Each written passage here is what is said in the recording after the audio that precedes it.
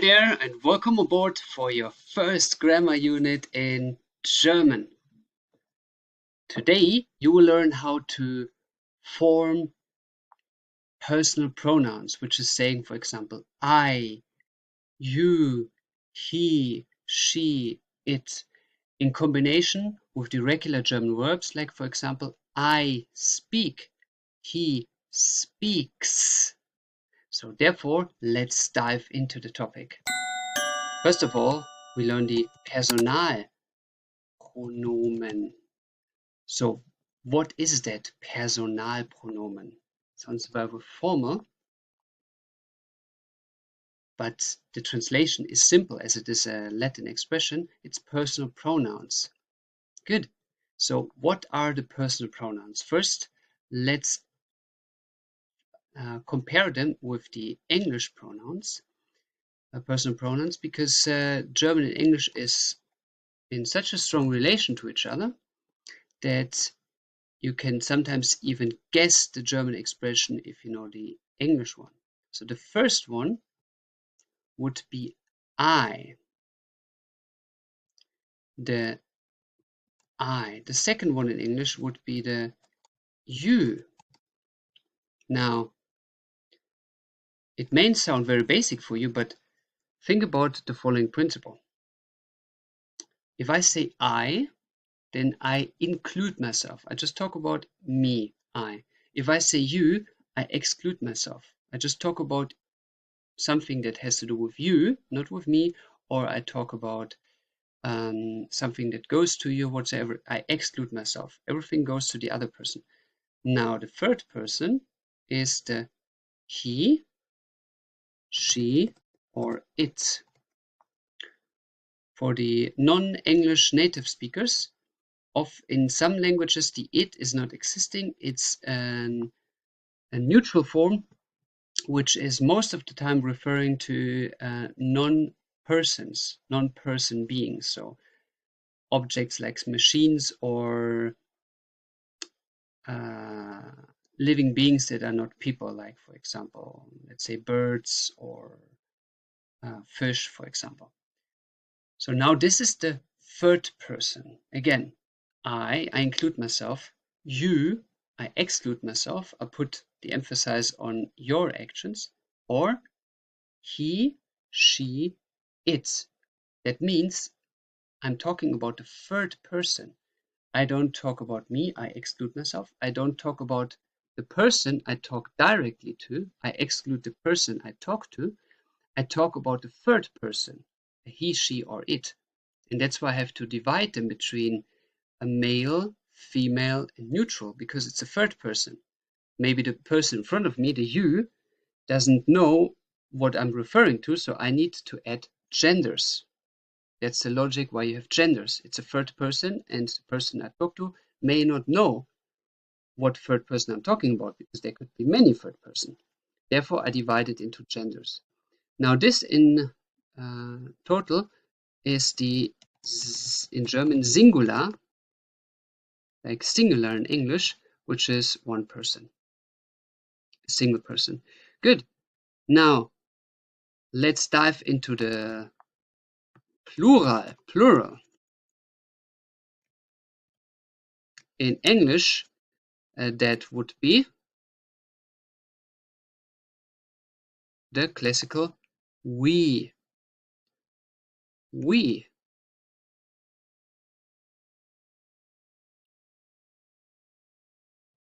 So we is again the first person of the plural, and it includes me again. That's why it's the first person. When I say I, in difference to when I say we, in the we, the I is included, but extended with other person. So I identify myself with the other people around me. We. So that's why you say in grammar terms, this is the third person. It includes yourself. I and we. The I is included in the we. So that's the first person. Now, in English, if I exclude myself and talk about the people in front of me, and the people in front of me are many people, then it is the you. You. That is very confusing for a lot of people, as in English, the singular you and the plural you are having the same person pronoun. In German, that's different. You will see in a second. So this you in plural is I talk to many people in front of me, but I'm not part of these people. I exclude myself. Then the third person plural in English is they. That means again, it's not me. I'm not included.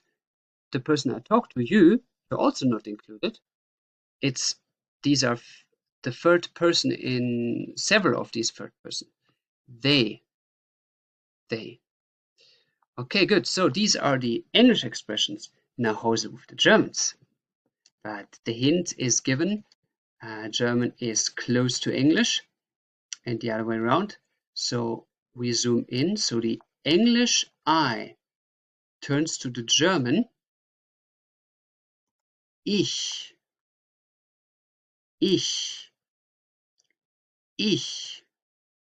So you see here, I and ich share very common roots. Ich starts the same way. I include myself. Ich. When you learn those vocabulary, always learn with physical feelings. That makes the brain easier to remember the things. So touch your chest. Ich. Now I exclude myself. I talk about the person in front of me, the person I talk to. In English, du. In German, in English, you. In German, du.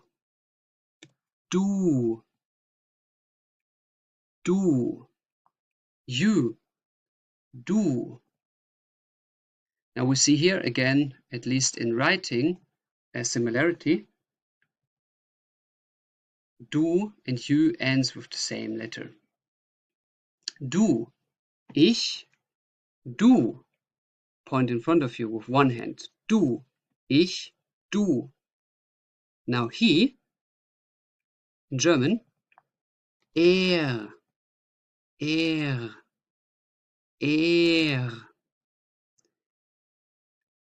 It ends in English like it starts in German. Er. Now, you pronounce it with saying e and then a soft r at the end, which is basically just er. It's here. Er. Good. Now we go to she in German, very close. Sie. She. Sie. She. Sie. See how close it is? She. Sie. Sie. Good. We go to the it in English. In German, that is es. Es. It is s. So that goes for the neutral form. The s is not automatically referring to non-person beings like it does in several languages. The gender aspects, as it will be explained in the topic of the articles, is in German connected mainly by the ending of the word or by each word. So always learn the articles. You will learn this later. Yeah, always learn the genders with each word. There is no rule without an exception about the genders. So S is referring to a neutral thing. It can be a machine. It can be a child. Das Kind. Das Auto, for example. But the machine, die Maschine, is she. Yeah. So you will learn this in the articles, but don't think that S is only referring to objects. That's not the case in German. You will learn this by learning the article of each word. Good. Let's switch to we. That is very close to German, very simple. Wir. We. Wir. We. Wir. Okay. Good. Now, from W to W, we come to you. And that is different in German. It's ihr. Ihr. Ihr. You are saying the E long because there's an H coming. So whenever there is a vowel and then there is an H, it goes long. Ihr. Ihr. That is for the most people the hardest. And you will see in later chapter that whenever something changes with the person pronouns, then it starts with India Hotel. India Hotel like ihr. Okay, good, ihr. Now we go to they. In German that is sie. Sie. Sie. Now you might think about a parallel of something you already learned. Indeed, this sie in plural is strongly related to the sie in singular.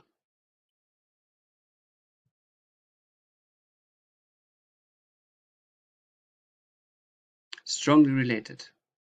You will see this later, and that makes German way easier.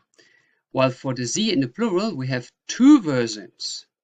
There is this sie, and then there is the sie with a capital letter. What is that? Have you ever seen that? That is referring to something that will be very important for you.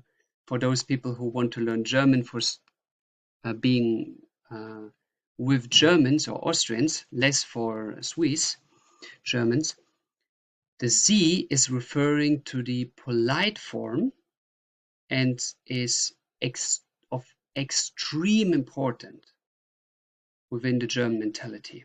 We Germans are very formal people, especially in South Germany, especially in German social segments like in society, peer groups, where you have an academic background, where you have the management of companies, everything that has to do with higher responsibility, higher authorities in the public life in German, you always need to use the word Sie. Now, you need to sounds so posh. It is in the opposite a piece of gold for you, of gold, to always use the Sie whenever you meet somebody you don't know. Because for us, the Sie is nothing posh. It is in the opposite, something very respectful.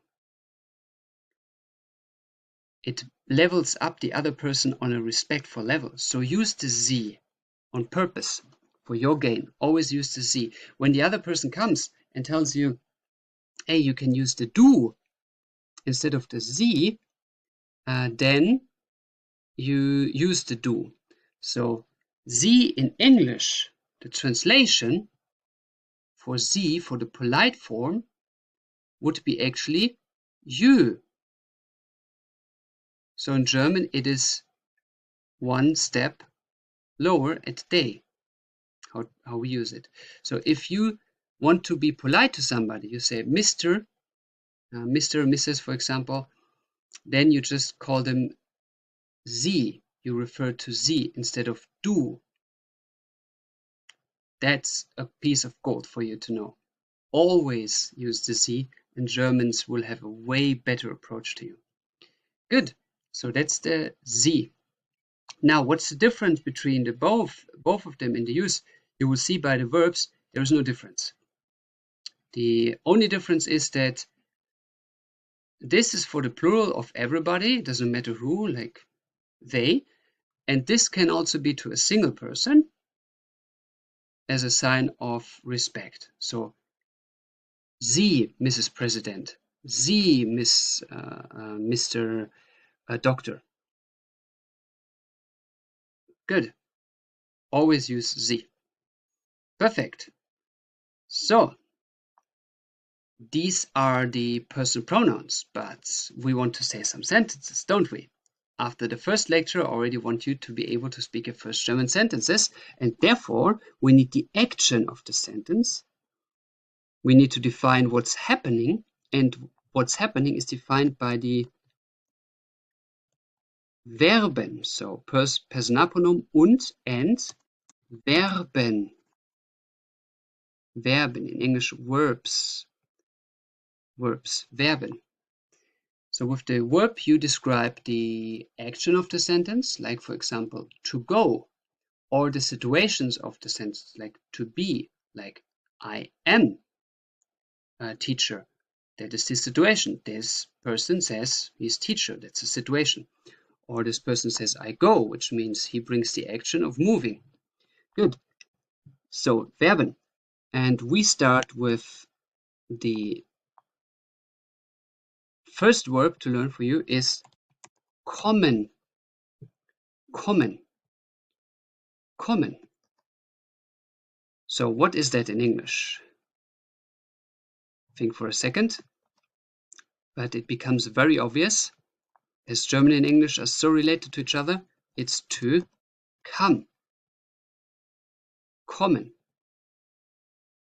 To come. See how similar it is? In the writing, kommen, to come.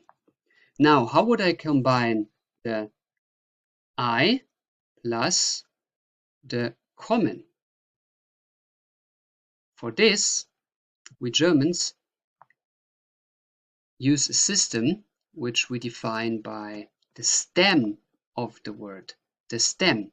A stem is, in English, if you have a tree. Okay, I'm not an artist, I'm a language teacher, don't forget that. If you have a tree, then you have here the leaves, you have the roots, and this in the middle is called a stem. This is something that is not changing, that is stable. The leaves fall apart, the roots are growing, okay, the stem is also widening, but let's say it is very stable. So what is the stem of the verb kommen? For us Germans, it's komm. So that means only the ending en is changing or disappearing if we use it with person pronouns like ich in combination. So let's go with an example. If I say I come, I would say ich komme. Ich komme. Ich komme. So the e at the end is the stable factor, the unstable factor. That changes, komme, but you see the komm stays the same. So this is stable here. Komm. And there would be a change. Komm. Good. Komm, komme, ich komme. Now for du, we say du kommst. Du kommst. Du kommst. St. St. Kommst. Er kommt. Kommt. Er kommt. Now sie, she, sie kommt. Es kommt. So, all the same, very simple. Now, wir, plural, we come. Wir kommen. Wir kommen. Wir kommen. Now, ihr kommt.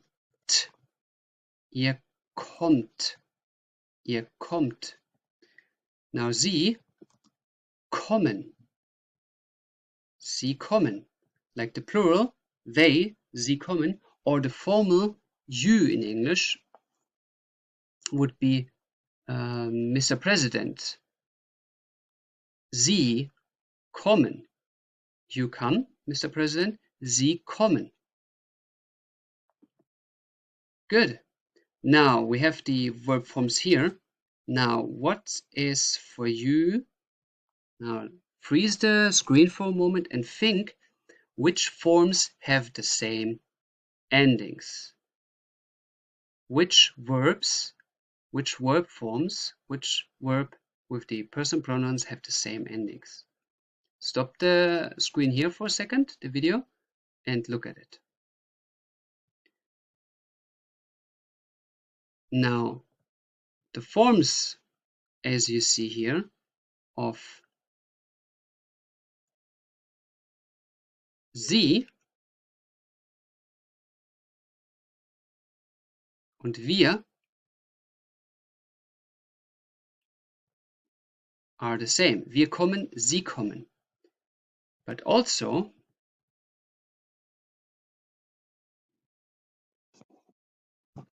of er, sie, es kommt und ihr kommt.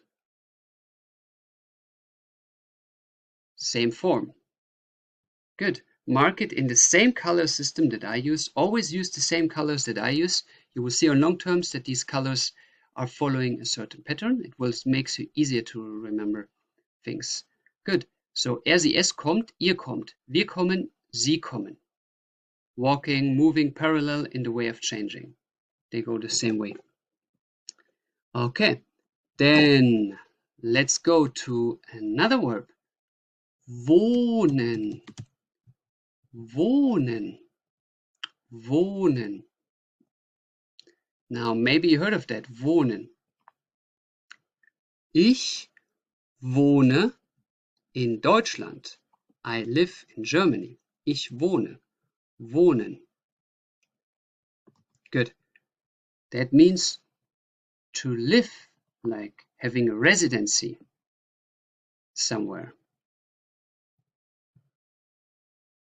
In English, in that form, you just say live, but in German we have two forms of live. We have wohnen, which is having a residency, and leben, which is to be alive.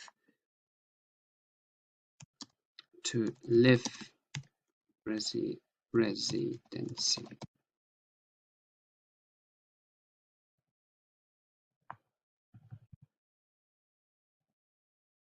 Okay, to live residential wise. Okay, how would I say ich?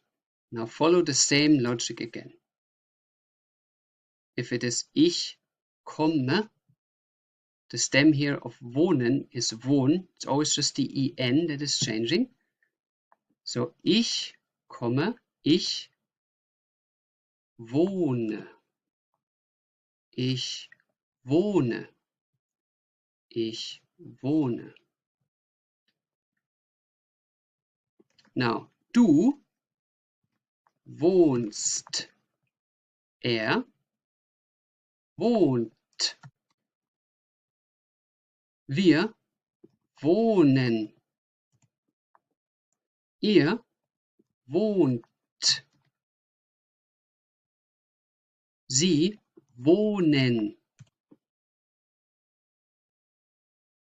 Okay, let's go through it again.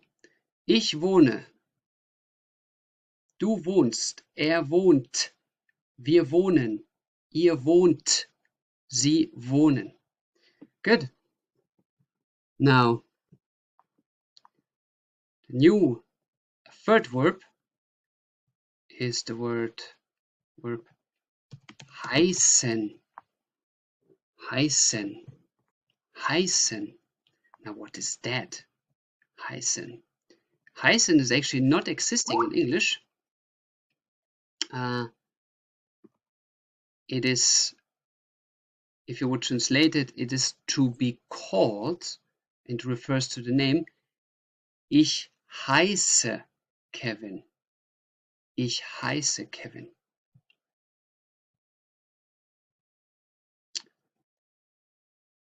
So it would be in English to be called for the name. In English, you just say my name is. We also have that in German. Mein Name ist, but we also say ich heiße. In Spanish, for example, it's existing. Me llamo Kevin. Llamarse. Reflective. Ich heiße. In German, it's not reflective, but ich heiße. So now, What do I do with ich? Now it's your turn.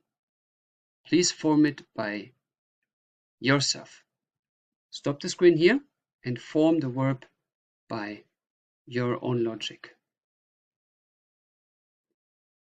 So the result is ich heiße. That goes simple, yeah? It goes easily. Now, let's skip these two. I hope you got into the trap, because every mistake you make here in the course saves you 1,000 mistakes outside of the course, because nobody corrects you outside in the world, because they're polite. They're saying sie. But let's skip the second and the third form and go to wir. Wir heißen. Ihr heißt. Sie heißen. Okay, simple until here.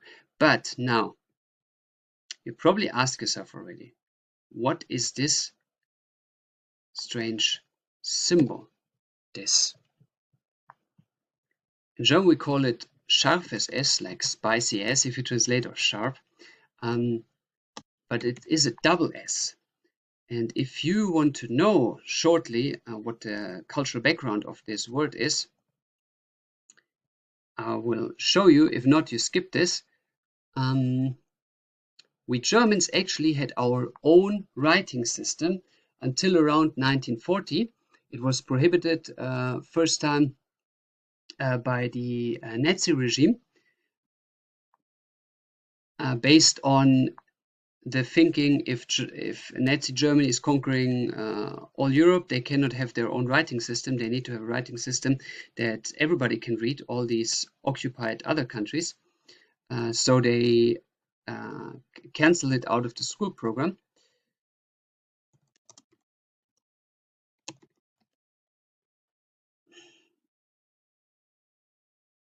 Okay. Old German characters. So this would be, for example, Old German, our own writing system. And in this writing system, you can find traces of the sharp S, because the sharp S is the only letter that we kept into the our days official German. So you see, okay, this is, no, that's not Old German, excuse me.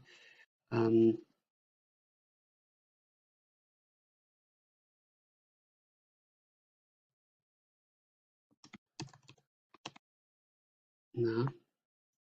Normally it pops up always on the first page.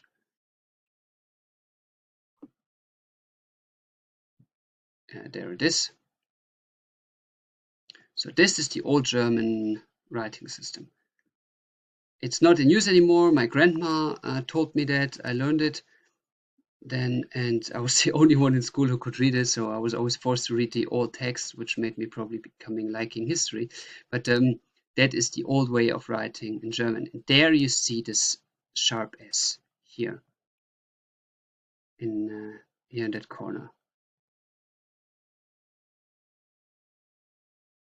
That's the sharp S. So that is still existing nowadays, and it means double S. So it makes the things sharp, like S. Good. So we have heißen. Now, the normal ending of du is with st. Yeah, we got that. But if we have now heißen, there should be an st now. But if there is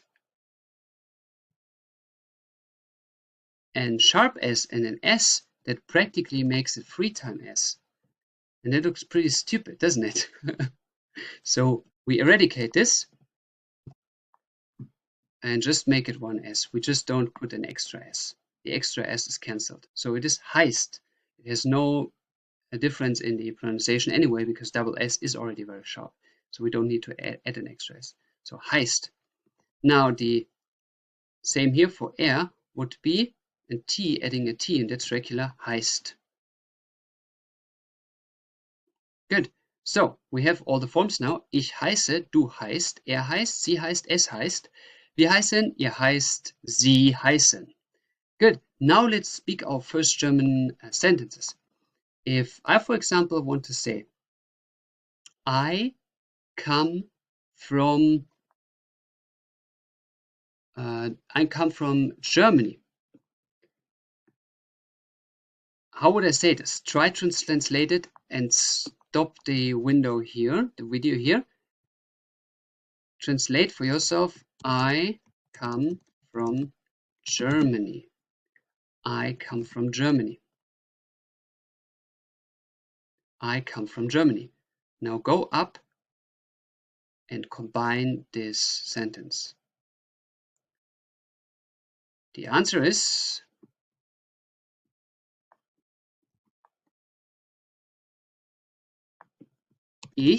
I komme, and now from in German would be translated as out. Prepositions are always used different in each language, so never translate prepositions like from, out, on, to,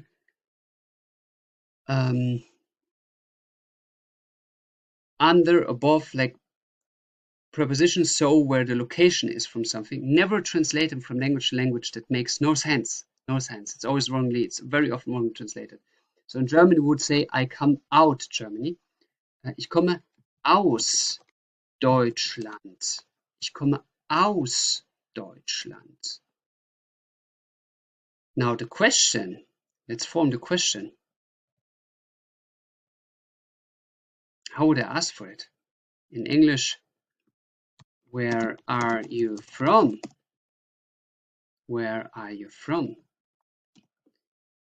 Now in German, very similar. We would ask, where from come you? It would be, maybe you can guess. If you can guess, then stop the video here and try it. Make mistakes, please. Make mistakes. You have to make the mistakes and then be corrected. It's a gold piece for your learning effect. So in German, we would ask wo, and now we have to add where, from. Woher, that is where from. Woher kommst du? Woher kommst du? Woher kommst du? So this woher is from in German. Woher kommst du? Ich komme aus Deutschland. Woher kommst du? Ich komme aus Deutschland. Woher kommst du? So now Google your land name. We will have one whole chapter about the country names, but Google your country name and make the sentence. For example, ich komme aus Frankreich. Ich komme aus England. Ich komme aus Mexiko. Woher kommst du? Good. So there we go with kommen. Now wohnen. I live in, let's say, I live in Berlin. I live in Berlin. In Deutsch, try it. Make the mistake. Just try it and make the mistake if needed, but please try it out. So stop the video here and try to form the sentence. So the answer is, ich wohne in Berlin. Ich wohne in Berlin. Now here we have a good example of the preposition being the same, luckily. Ich wohne in Berlin. Ich wohne in Berlin. Okay. Now what's the question? In English.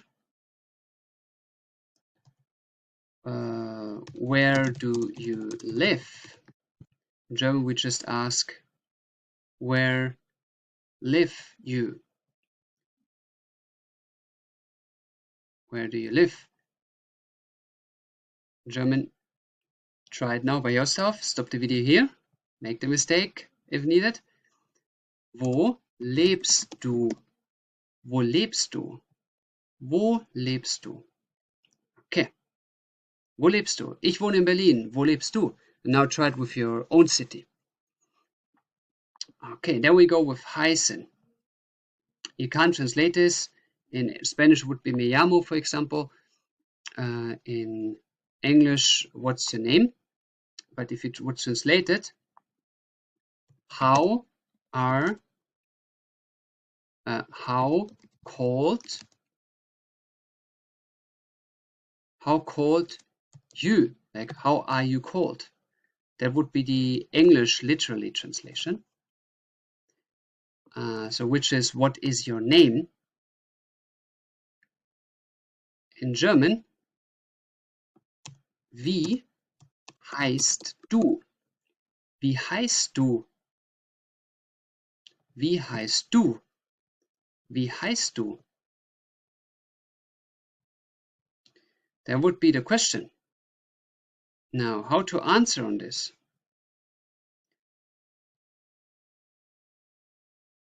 Like in English would be I am called, and then put your name in. I am called. And in English, in German, it's like, please try it. Stop the video here and try it. The answer is ich heiße. Then put your name in. Ich heiße. Ich heiße. Wie heißt du? Ich heiße. Okay, very well. Good. This is all for today. You learned the personal pronouns, you learned the verbs. You can now form your first sentences. The logical connection between the person you talk to, or about which person you talk about, and the action you bring. And your homework will be to write sentences and to just train these patterns. So you put on your homework, you point blind on one of them, on one of the personal pronouns, you point, boom, and then you point, for example, let's say you point on er, and then you, without looking at this one, you don't look at this, you just go through it. Er kommt, er wohnt, er heißt. And you repeat this every day 5 times minimum, and you will automatically have the logic of how to form the verbs saved. And then you repeat those sentences and questions with other persons. For example, wo lebst du? You can ask, instead of du, you can ask he. Where does he live? Wo lebt er? So lebt. It's then lebt because it's er. Wo lebt er? Oder wir. Wo leben wir? Wo leben wir? Okay, so congratulations for your first German sentences, and I'm looking forward for the next round. Hello, guten Tag, and welcome to another round of your German grammar journey. Last time you learned how to form your first German sentences by using the personal pronoun in combination with the verb, and today we will learn about the irregular verbs, so the not normal changing verbs.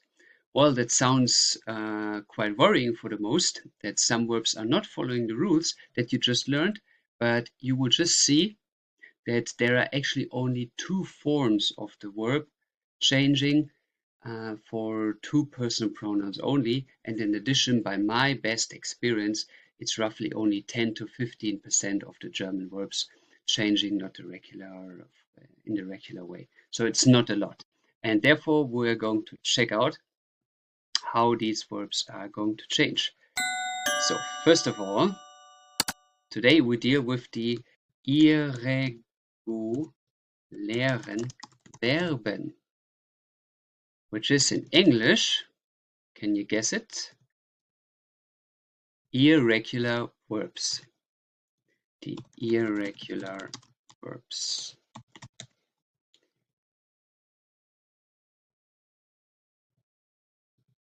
So that is the topic for today. And after this unit, you will be able to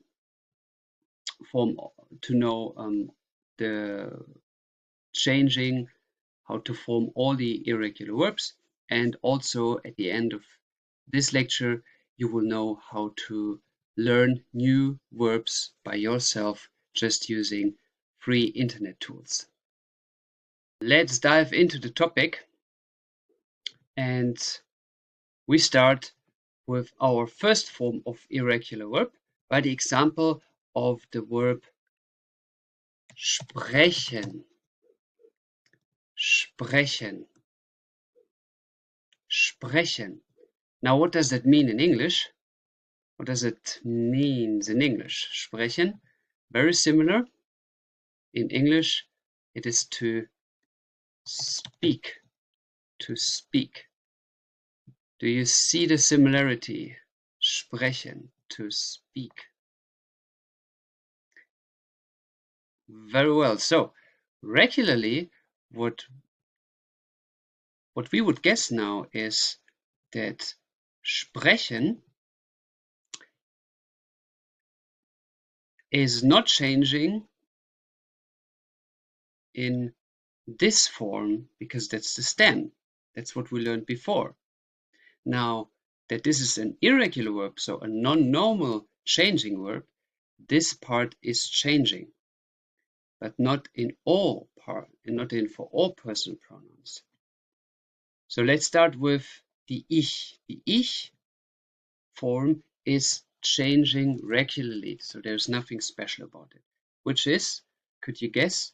Please stop the video here and think about how to do the normal form of ich plus sprechen. Answer is ich spreche. Ich spreche. Ich spreche. That is a regular form. Now, let's skip the do and the SES form because these forms will irregularly change, and we go to wir and the plural. All the plural changes the normal way as it would do with all as it would do with all other verbs. So how is the form of wir? Stop the video here and put it in. You're already knowing that. So the answer is surely wir sprechen. Good. Now, if it's wir sprechen, what is it with sie? What is the form with sie? Stop the video here and write it down. And the answer is wir sprechen. Why? You already learned. That's because we have a parallel changing, changing the same way between wir and sie. Good. Now, what is it with ihr? Please stop the video here and write your answer on a piece of paper. How is it with ihr plus sprechen? Answer is ihr sprecht. Ihr sprecht. Ihr sprecht.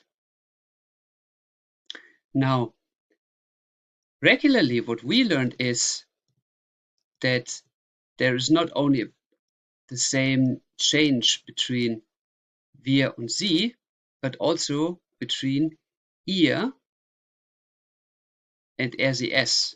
But this is not the case with the irregular verbs because the change in the change of the irregular verbs, so the irregularity, is with these forms, du and SES. So these forms are not changing regularly. That's why it is irregular. So du would be for sprechen. Du sprichst. Sprichst. Now what is irregular here? The ending is obviously correct. That is regular. Sprichst. But what is irregular is the stem. So it would be, if it would be a regular word, it would be du sprichst, but it is du sprichst, du sprichst, du sprichst. So here we have an India instead of an echo. Du sprichst. So here, change from E to I, from Echo to India. Now the same logic goes with RCS. It is spricht. Er spricht. Er spricht. Or sie spricht. Es spricht. So you see here that the ending stays the same, but the stem is changing. Now let's put that together. We see that everything stays the same with an irregular besides the do and RCS form. So this is the first type of irregular verb. It can be that an irregular verb is changing a vowel in the stem. A vowel is A, E, I, O, U. These are vowels. So the first form of an irregular verb is that such a vowel is changing. Now the second form of an irregular verb we do by the example of the verb haben. Haben. Haben. Now what is the meaning of this verb? Can you guess already? Very close to English. In English it is to have. To have. Haben. To have. Haben. Very close to English. So now, here goes with haben the same rule as with sprechen concerning when it changes, in what case. So the I would be normal. How would the ich plus haben be? Please think about it. Ich habe. Ich habe. Ich habe. I have. Ich habe. So the regular form. Now we skip the irregular forms for a second and go with wir. Wir. What is it in the ending? Haben. Wir haben. Wir haben. Now, if it's wir haben, what is logically sie? Also, sie haben. Or ihr. Ihr habt. Ihr habt. Ihr habt. Now, what's about these forms, the irregular forms? Du, RCS. Now, something else is changing, not the vowel, but the consonant. It is regularly, by the logic, it would be, if it would be a regular verb, it would be, what would it be? Question yourself, what would be the regular form of it? What would be the regular form? Write it down for you to have a learning effect. So regularly it would be habst. Habst.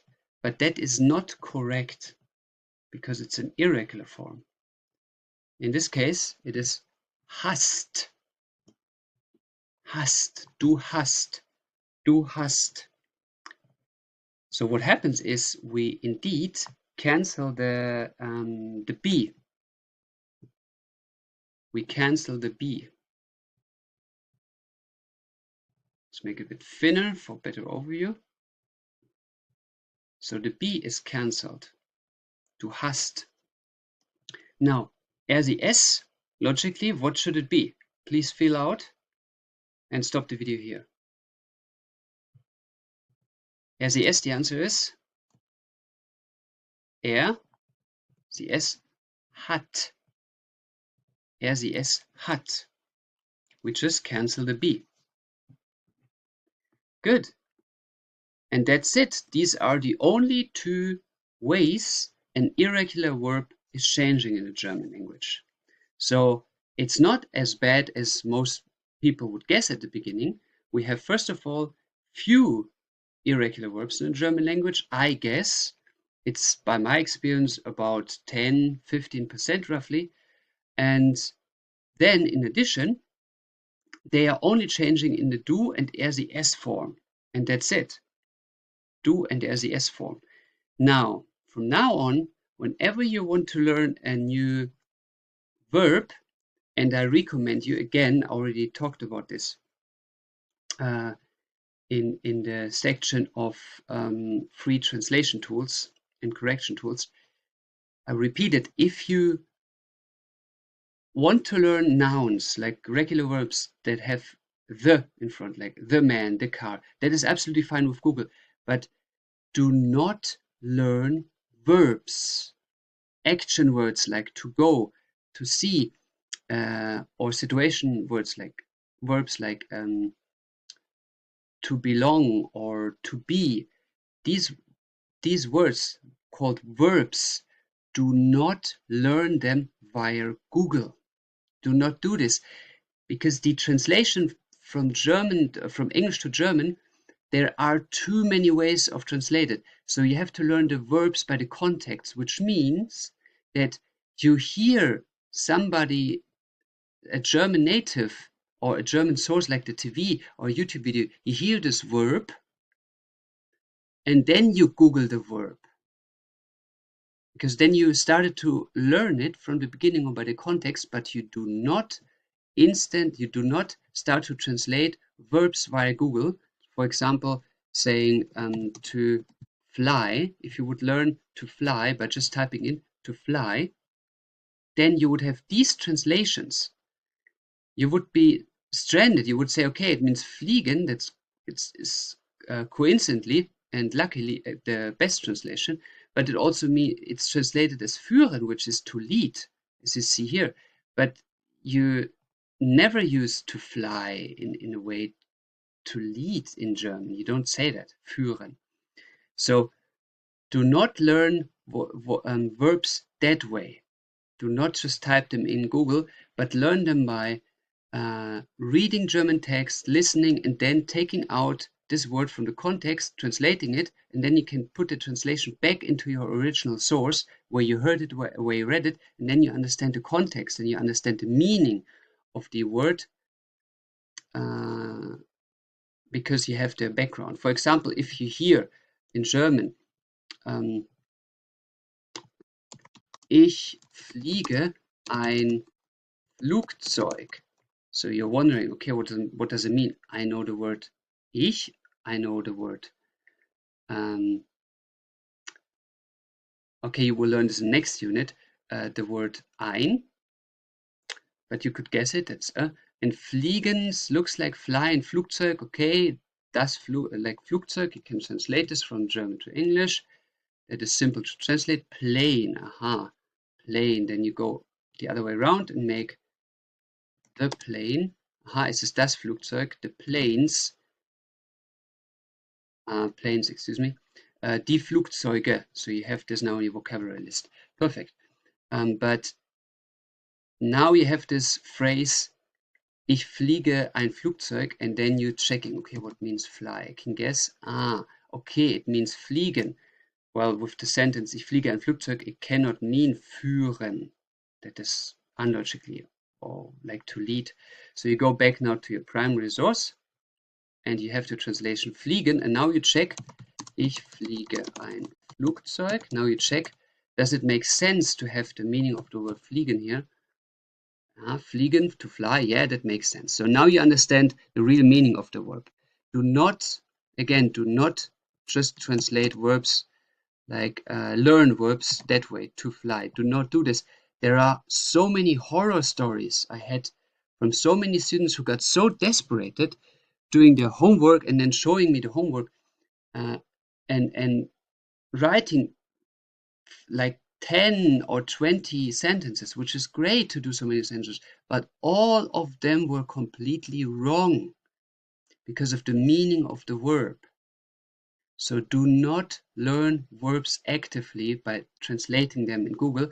Learn them passively by just listening to German sources and Googling the verbs then.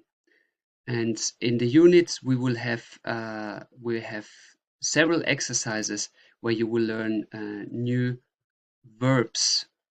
So you don't need to just translate it one-to-one and learn it that way. So don't do this. Okay, so let's go back. We are here. And for this unit, if you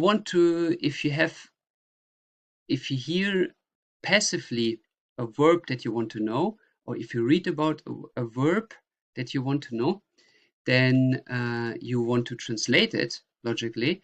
And now what you do from now on is you translate it not only with, let's say you hear the word, again, you hear the word, you read about this word fliegen.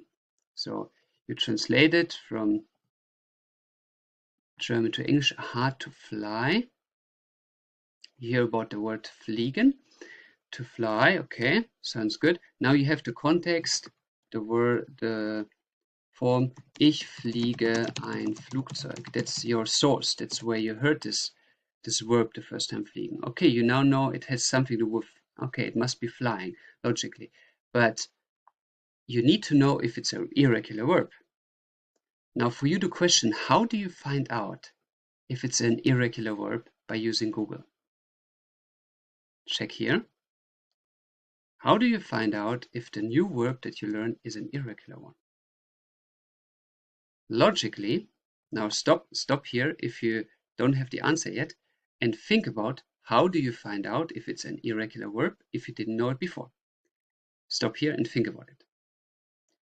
The answer is, if an irregular verb is just in this form, du, er, sie, es, then you find a translation of fliegen, that means to fly, and then you take the English version and write in to fly, okay, that's fliegen, and then additionally you type in he flies. He flies. So you just put the English version of it. He flies, and then you know the er form, or you can also do the she or the it. The she and it, sie fliegt. Sie fliegt. So you know the er, sie, es form, and as the er, sie, es form is irregular, then you can guess, okay, this is an irregular verb. And if er, sie, es is changing, then also du is changing. So with its sie fliegt, she flies, sie fliegt, what is the du form? Stop the video here and think about it. The du form must be du fliegst with the st. Du fliegst, okay? So this is obviously not an irregular verb, obviously. So let's go to an irregular verb. So you write down now fliegen, you learned that, but let's go to an irregular verb like what you learned, to speak. So you now know to speak, sprechen. To speak, sprechen. You heard, for example, the sentence, let's go to an example, ich spreche Deutsch. You heard the sentence, ich spreche Deutsch. You want to find out, okay, what means sprechen? So you go and see here the translation from German to English. I speak, ich spreche. Ah, okay. Now you know the word speaking. Now you type in, as you learned, from English. You know now, ich spreche means I speak. Now you type in to speak. Sprechen. And now it goes further. You have to think about if this is irregular. So you put in the he form, or the she or the it form. And he speak, okay, there's a grammar mistake because it's he speak. Er spricht, he speaks, spricht. Spricht. So now you now see, aha, ich spreche und spricht is different. So there you go, spricht. And you now know it's irregular. Now, important, you should always use the he, she, it form. Why? Why not the du form to check? The du form is you in English. The du form is you. But the problem in English with you is that the English you has two meanings. You as the singular and you as the plural.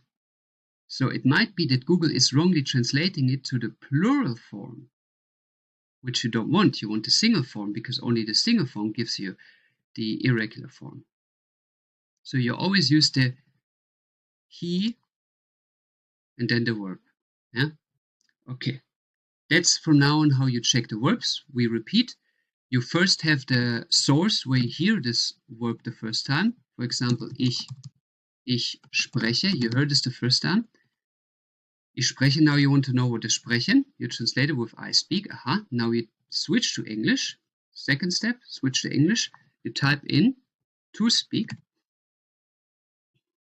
Then you know aha, sprechen. And now you want to know, third step, if it's irregular. So you type in he speaks, grammar-wise in English. And now you know, aha, spricht. So because of this I here, the India, you now see, aha, it's irregular. Now you write in your vocabulary, you would write the verb sprechen, means to speak.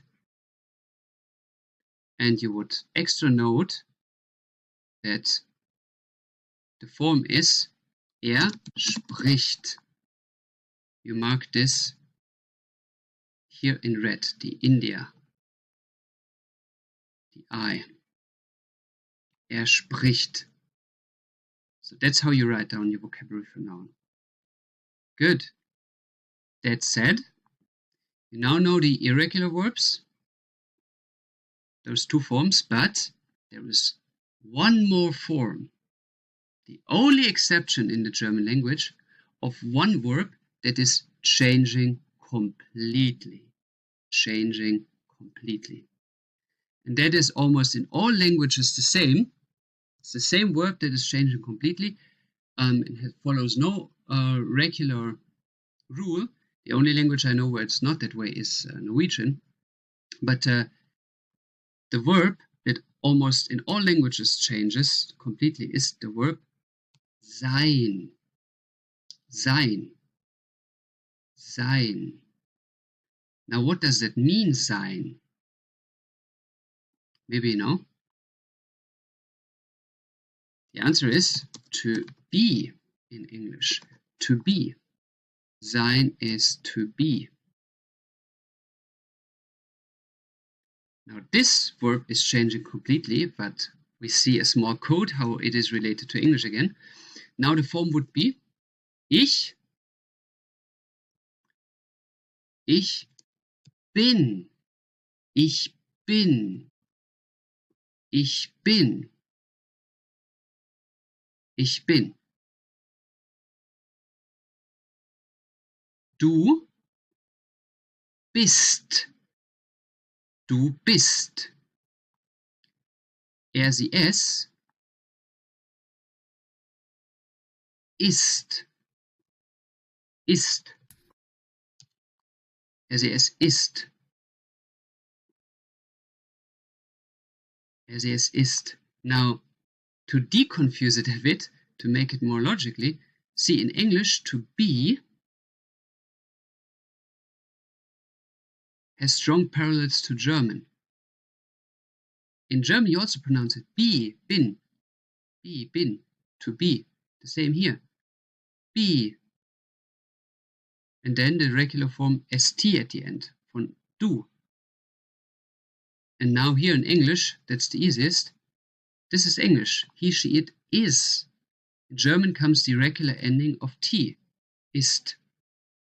He, she, it is, ist. Yeah? So we write this down now for you. Or I write it down for you to see the parallel to be. To be. Here again, to be.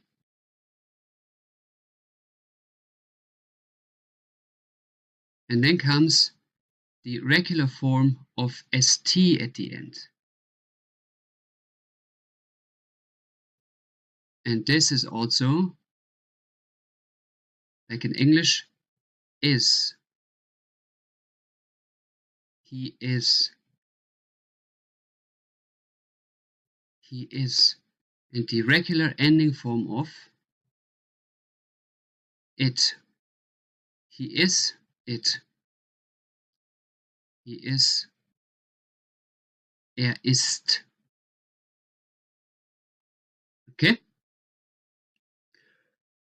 Excuse me. And there we go now with the Wir-Form. Die Wir-Form ist wir sind. Wir sind. Wir sind. Now, if it's wir sind, what is it with Sie? Sie sind. Same way. Sie sind. So we can be very thankful for this parallel to be even with the most irregular verb, but it's always the wir form is the Sie form. Okay, and ihr, now that's a bit different. It starts with S, then sei, and then comes a D instead of a T. Ihr seid. Ihr seid. Ihr seid. Ihr seid. And that's it. Ich bin. Du bist. Er, sie, es ist. Wir sind. Ihr seid. Ihr, like many people in front of you. Ihr seid. Sie sind. Sie sind. Okay. There we go. The parallel is here as well. And now, to round it up, we see the irregular form, again, is only between du and SES, and the only verb where it's changing completely is the sein.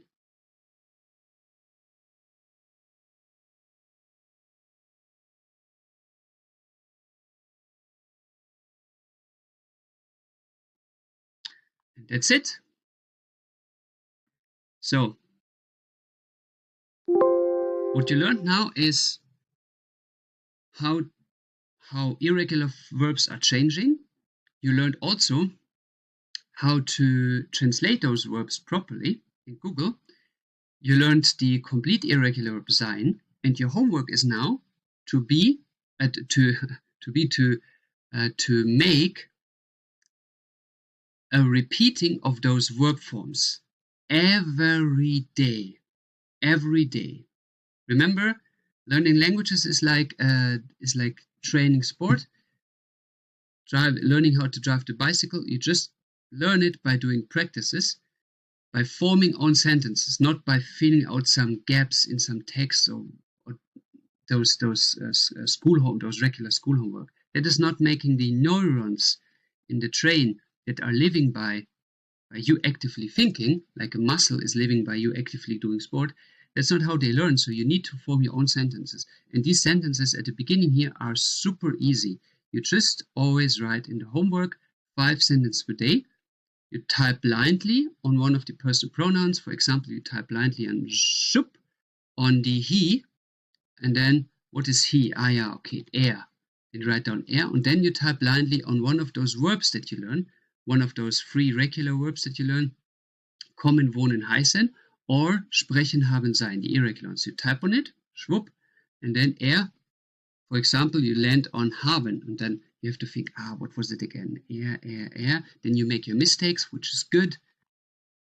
Get used to making mistakes. Mistakes are the best source of learning. I know in our traditional school system we are taught that making mistakes is something bad. It's absolutely the opposite in reality. Outside of this this school habitat, learning by making mistakes is the best way to learn languages. So then you think, what was it? Haben, maybe you make a mistake, but at the end you correct, hat. Then you make these mistakes 10 times. This can happen, it's no problem. I made mistakes hundreds of times. And then at one point you remember, hat.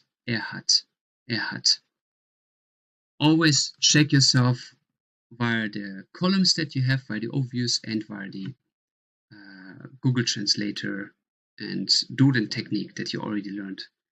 Okay, good. And that's all. Then, it was a pleasure to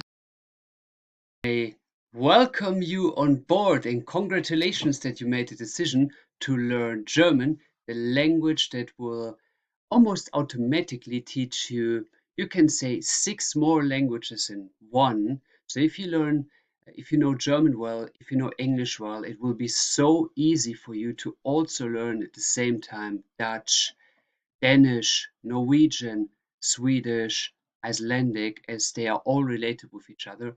But besides this huge bonus of having easier time of learning the Scandinavian languages, it is also your opportunity to learn the language for a 100 million people community.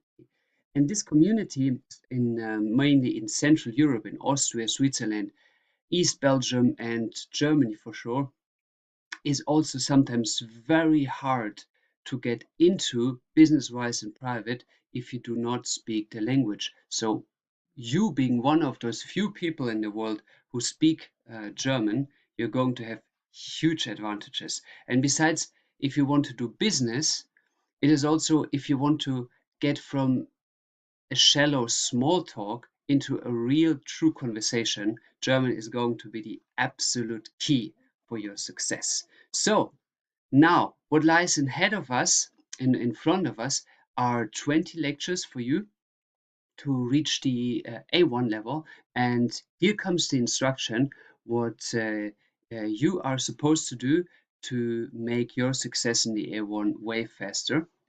So let's dive into. We are now talking about the instructions of this course. Instructions.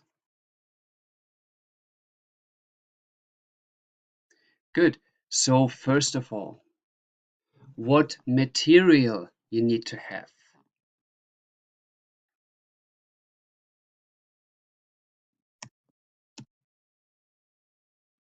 For the course to be successful, we are going to work on a printable, which you will see in a second. But already in advance, what you need is, first of all, you need one big grammar book. One big exercise book that is a typical A4 by the format, which you can take horizontal and vertical. So you need one grammar exercise book, or just grammar book. Notebook in English would be a proper translation.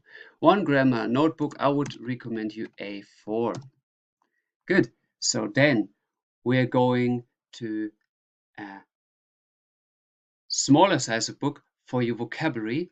Get a vocabulary book which separates 2 pages from each other, or two sides in each page, with a line in which you can write the German and the English expression or your mother tongue expression. And this one, I would recommend you to be A5 so that you can transport it easier in your older life. So one small vocabulary notebook, A5 recommended.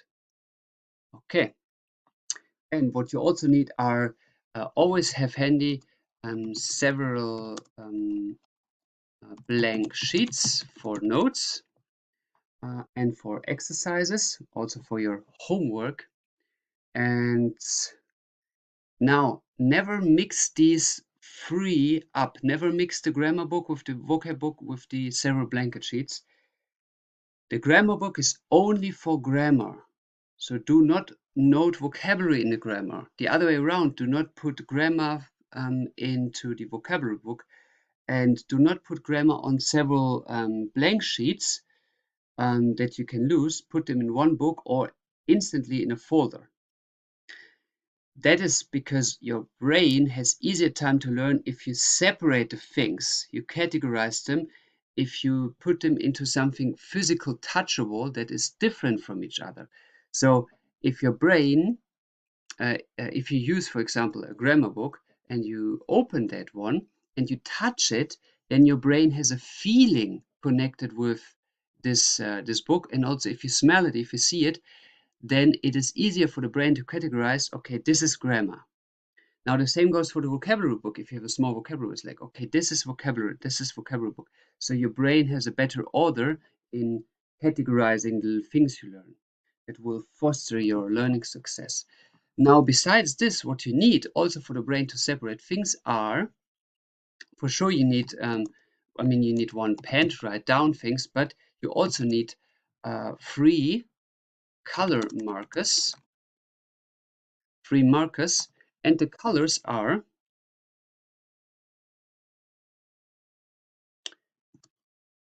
blue, green, and red. Blue, green, and red. These are the colors that you need.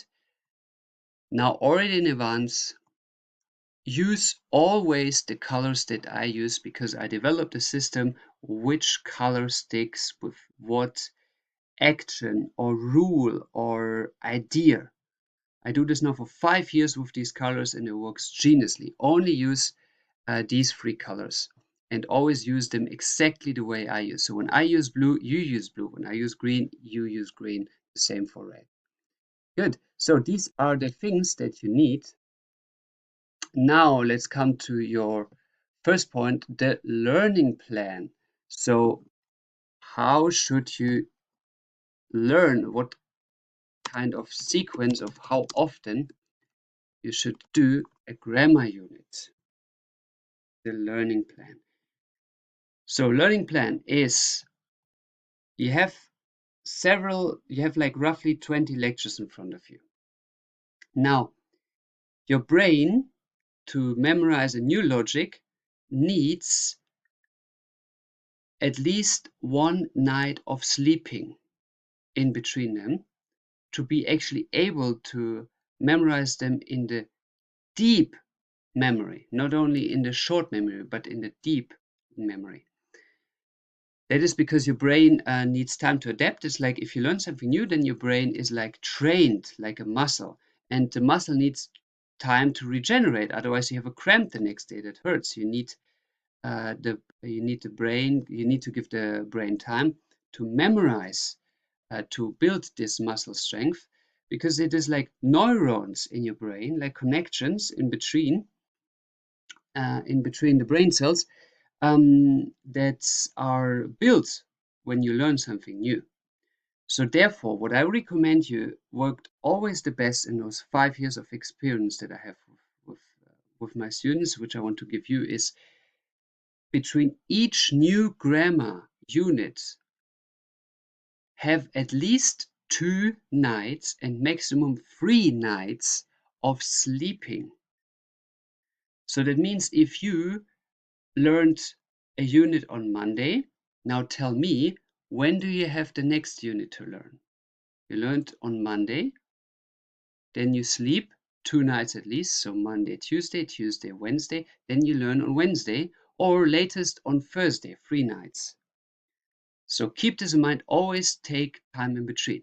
Now, what if you already know this lecture that you have? Perfect.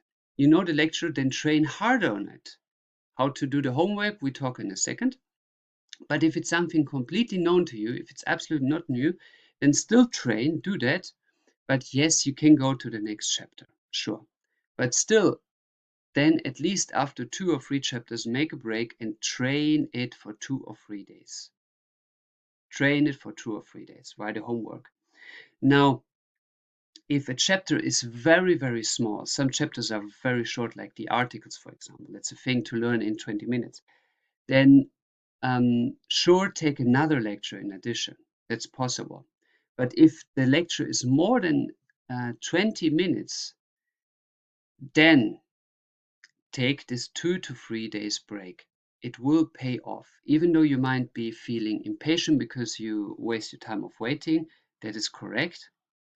But use the time to train and give the brain the time to memorize the things, to build the bridges, to have a sustainable long-term effect and not a short-term learning effect.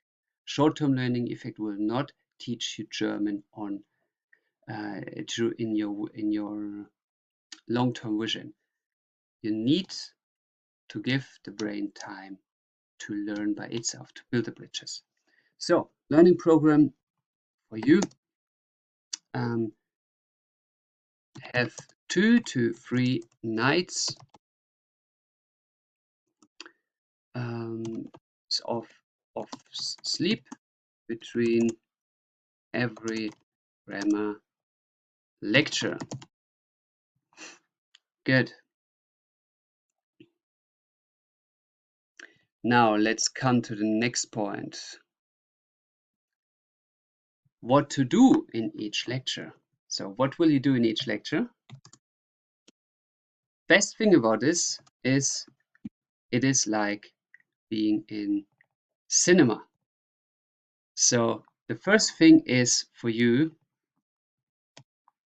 watch the board and listen.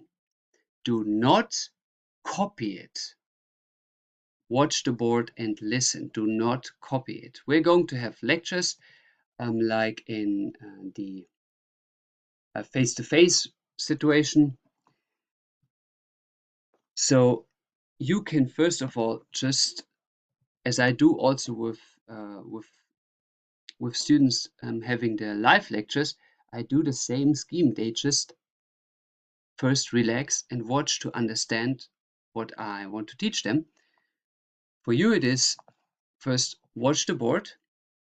So first listen and watch the video. Only after then you start to write something. So do not, I repeat, do not copy the board while writing. You will get the board that you see from the lecture directly as a PDF, so you have it frozen and you can open it whenever you want to, including after the lecture. Yeah. Excuse me. Good. So why is that you first should listen and watch instead of writing down and make notes instantly? Besides, I mean, you can make notes, but why you should not copy the board is you have a huge advantage if you 100% focus on understanding the logic behind what you will actually learn and train by yourself after you have seen the movie, after you've seen the lecture. So focus 100% to understand what it is, and also stop and go back if it didn't, and watch the video, parts of the video several times. And after you fully understand it, then you can start to copy it. If you right away copy it, you're not focused on it. It's like you're just like a robot. You copy paste, but you're not creatively working. So go into the logic that you will learn by my support, and then you can write down things. Okay. Now, when we have the lectures, that is so important. I will from time to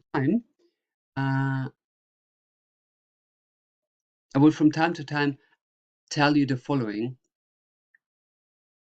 Stop the video here and translate blah blah blah. So during the lecture, I will ask you to write down single words or sentences on a piece of paper that you can throw away for you to check if you understand the principle of what you are taught at the moment. So I'm practically bringing you into a situation of real life, like live interaction, following the logic of what you're taught at the moment, the grammar logic, by predicting how the next form of the grammar should be, or how to translate a certain thing, so that you can check, aha, okay, I'm learning now how, for example, to form a German sentence, what structure to use. Then my teacher, Kevin, he tells me, stop now and translate the sentence. So you, as a student, you will stop then the video and you will translate the sentence, and then you will continue playing the video to see if the sentence that you wrote is actually correct, so you can realize by yourself, aha, I understand the principle that I'm just learning right now. So you are actively participating in the process of learning this logic. So the only thing to write while you're watching the video is those exercise notes that I will ask you, and listen to the advices in the videos. Don't be lazy and just say, okay, I will just skip it now and will listen to the answer directly. That is not actively participating in the lecture. And that is costing you weeks and weeks longer to learn a language. Actively participate, listen when I say, okay, stop the video now and translate, blah, blah, blah, blah. Then stop the video and translate it. Write it down with your hands, and then you can see, you continue play. Okay, I was right or I was wrong. I have to think again how to do that, what I'm just learning. So, write down the translations in the lecture that Kevin is asking you to translate. So this is an exception of writing during a lecture. And this is the only exception, writing during a lecture. And after the lecture, you will have then the PDF, and you can then copy paste what you just heard from the PDF. So you now know what material you need. You now know that in the lectures you are watching the lectures and not actively copy pasting while the lectures. So you enjoy it like a movie, and you only make notes for training purposes when I ask you to do so. The rest of the time you focus 100% on the board. Now let's go what to do after the lecture is done. So already mentioned, we copy what you have seen you copy what you have seen in your grammar book. Now how to do that? See, first of all, after the lecture, as mentioned, you have a PDF that is showing the board at its final stage at the lecture, so you don't need to watch the lecture again. So now what you take is, you take this PDF and you copy paste it into your grammar book by writing with your hands. That is so important, writing with your hands. So second, so you copy lecture from PDF in your grammar book. You copy lecture from PDF in your grammar book. You do this by writing with your hand, and you will not type it with the keyboard, because the brain needs a sensation, a physical sensation that leads to an emotion to memorize things better. There is a statistic, if you just hear something, you memorize around only 10% of what you hear. If you hear and read something, it goes up to 15 to 25%.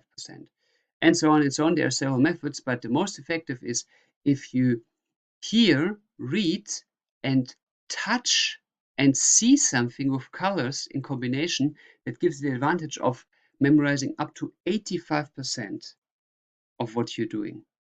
And that's what you will do. You will hear it via the lecture, you will write it later on with your hands, you have a sensation in your fingers using your muscles, and you will add colors, which at the end will lead you to the result of 85% of learning, which is highly more effective than anything else that I have tried for learning those five languages by myself. Okay, so writing with your hand for your brain to be capable of memorizing it. Therefore, again, do never ever just take a photo of the lecture of PDF. Do never dare to do this. Also, do never dare to just type it by the keyboard. This is not how your brain evolutionized to memorize things. So give your brain a chance. Cooperate with the methods that nature gave you naturally in your hands to memorize things better. Good. In addition, already mentioned the colors again. Use only the colors that I use the same way. If I use green, you use green, and so on, because the colors follow a certain logic, a certain code, which you will see on long-term working for you. on long term. And your brain, if it, for example, I use the color green for verbs, so for actions, if it's in general sentence structure, or I use the color green for movements. So now whenever your brain sees green from now on in the lectures, it will automatically, sensational-wise, feeling and memorizing, green comes now into action, that is a movement or that is an action. Good. So use the same color code that I use. Good. Now, what to do after you have copied things. So we come now to your homework, to your training. You have 2 to 3 nights time difference in between each lecture. And these 2 and 3 nights are for your brain to memorize things, to build the bridges. But you have to train your brain to build the bridges. So you have to train what you learned. First of all, if you want to learn a language, the other way around, if you do not want to forget a language, if you don't want your brain to recycle the neurons because they're not used, that's what we call the process of forgetting, then you need to speak or actively use the language that you learn minimum 20 minutes per day. 20 minutes per day. Minimum 20 minutes per day. That the brain keeps memorizing everything. So in order to do this, you can use the following simple method. Every day, you write down 5 sentences or based on the grammar that you learned. 5 sentences based on the grammar that you learned. That means if you, for example, let's say you learned to say, I am the man. So you learned the I am form and you learned the noun the man. So in order to focus 100% of what you learned, you will therefore write down sentences that follow the same patterns and not other patterns that you learned. So let's say, for example,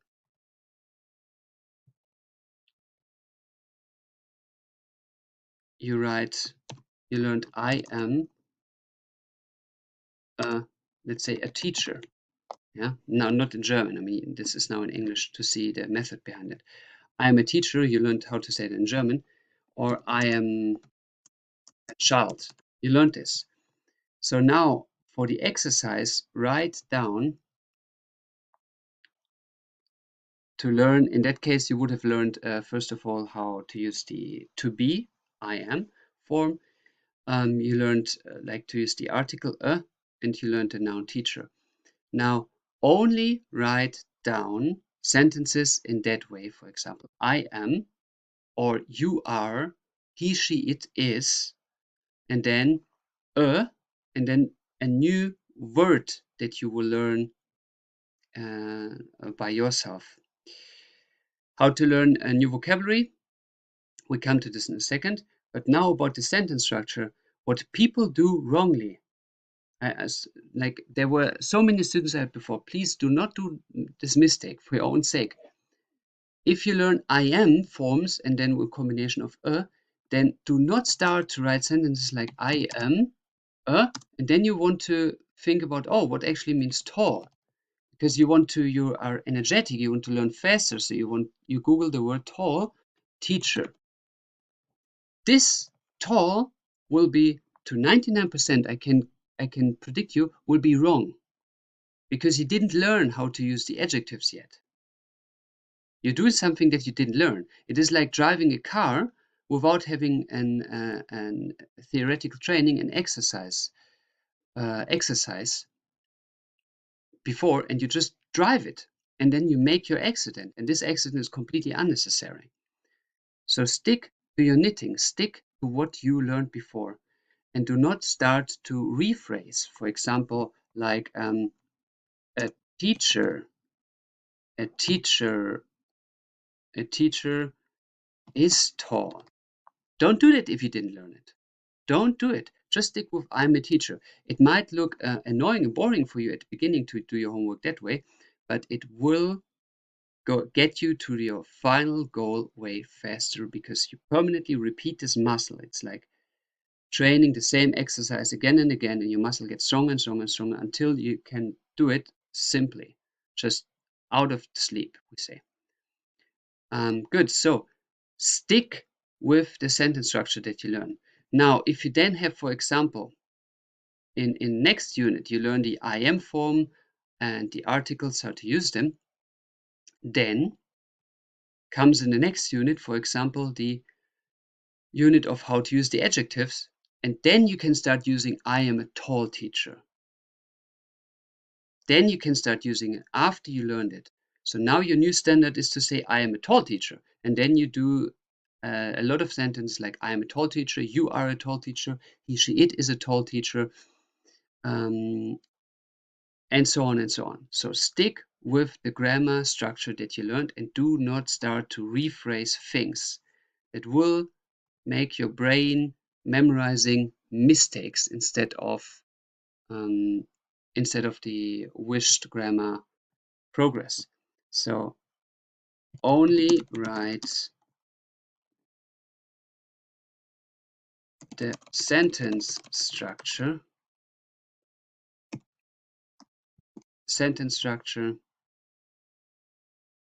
that you learned. Do not add something. Do not add some new aspects that you didn't learn yet. Stay with your knitting. Okay.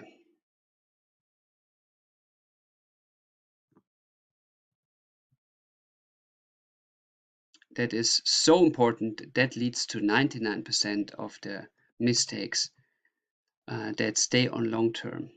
Yeah. Do not add something new. That comes step by step. Good.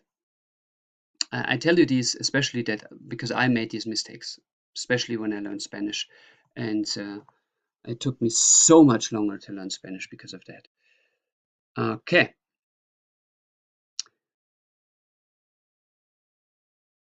Good. So, in addition,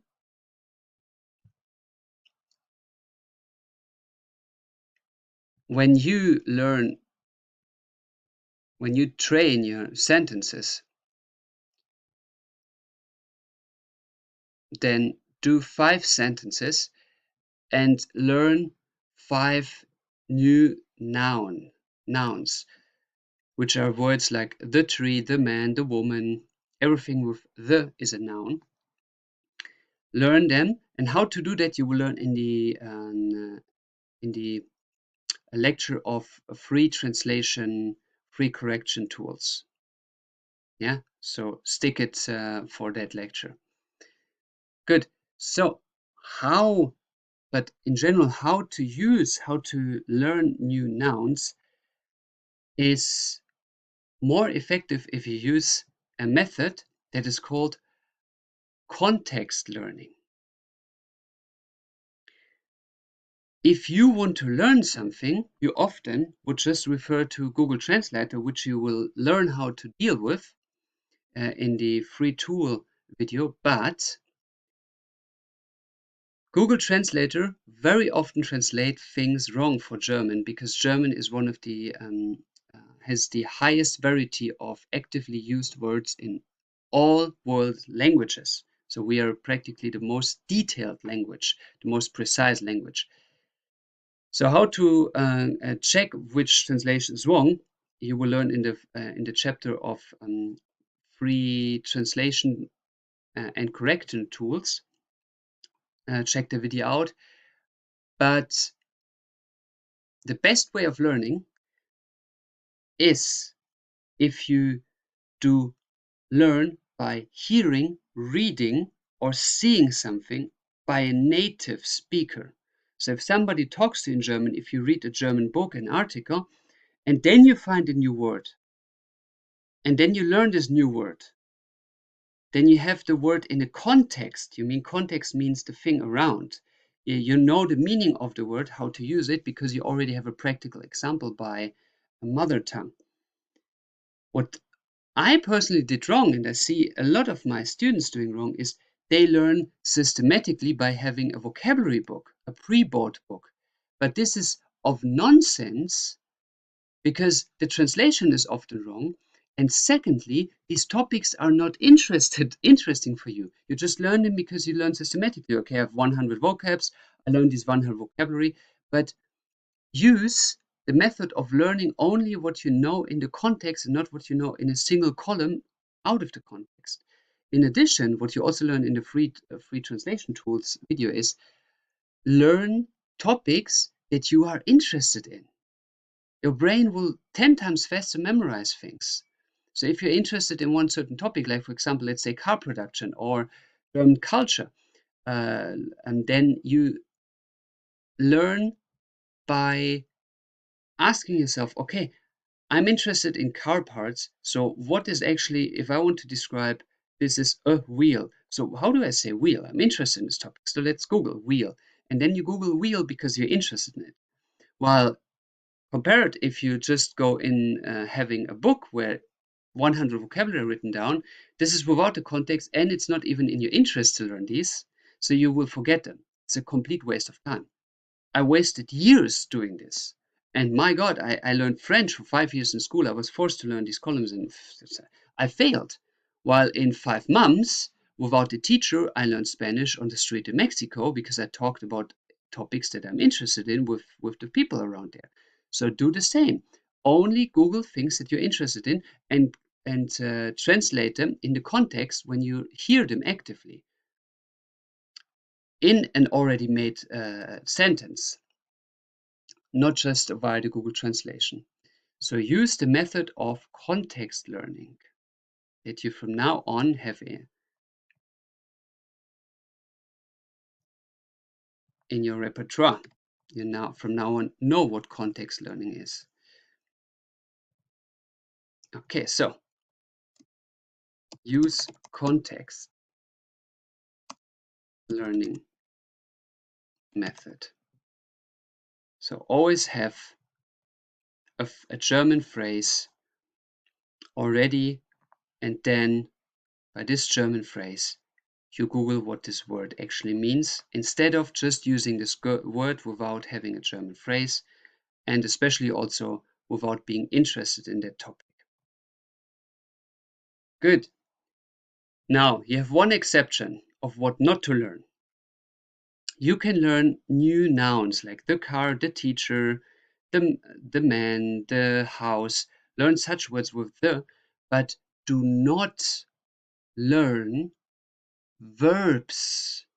Do not learn verbs. Do not learn verbs until you finished the whole course, like the more than 20 lectures that you have. Do not learn verbs. You will see step by step why, but you will learn them incorrectly. And in the course, you have one training session where you learn a hell lot of verbs. So do not learn extra verbs. So just learn nouns like the man, the car, and so on. The German grammar is, at the beginning, if you don't know how to use it, too complex for you just to form verbs because we have prefixes, we have participle to forms, and so on. These are things you will learn step by step.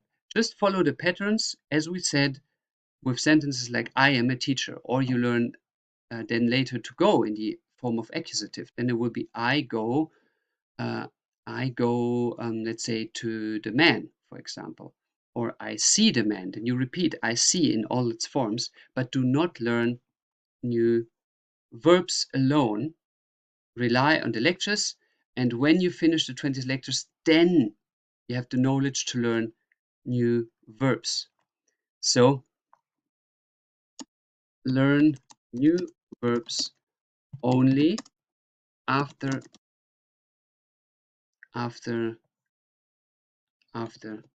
you have finished, or let's say you mastered, after you mastered the whole course. After you mastered the whole course, only learn the new verbs after you mastered, not within or even before. Good. So that is for your homework.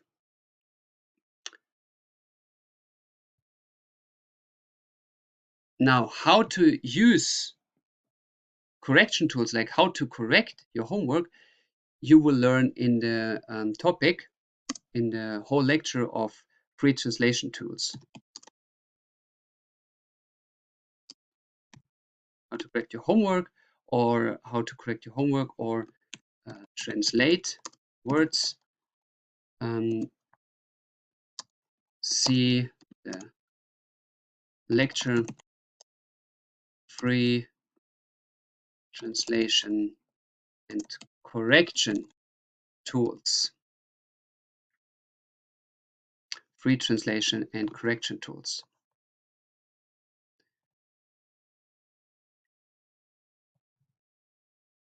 Good, very well.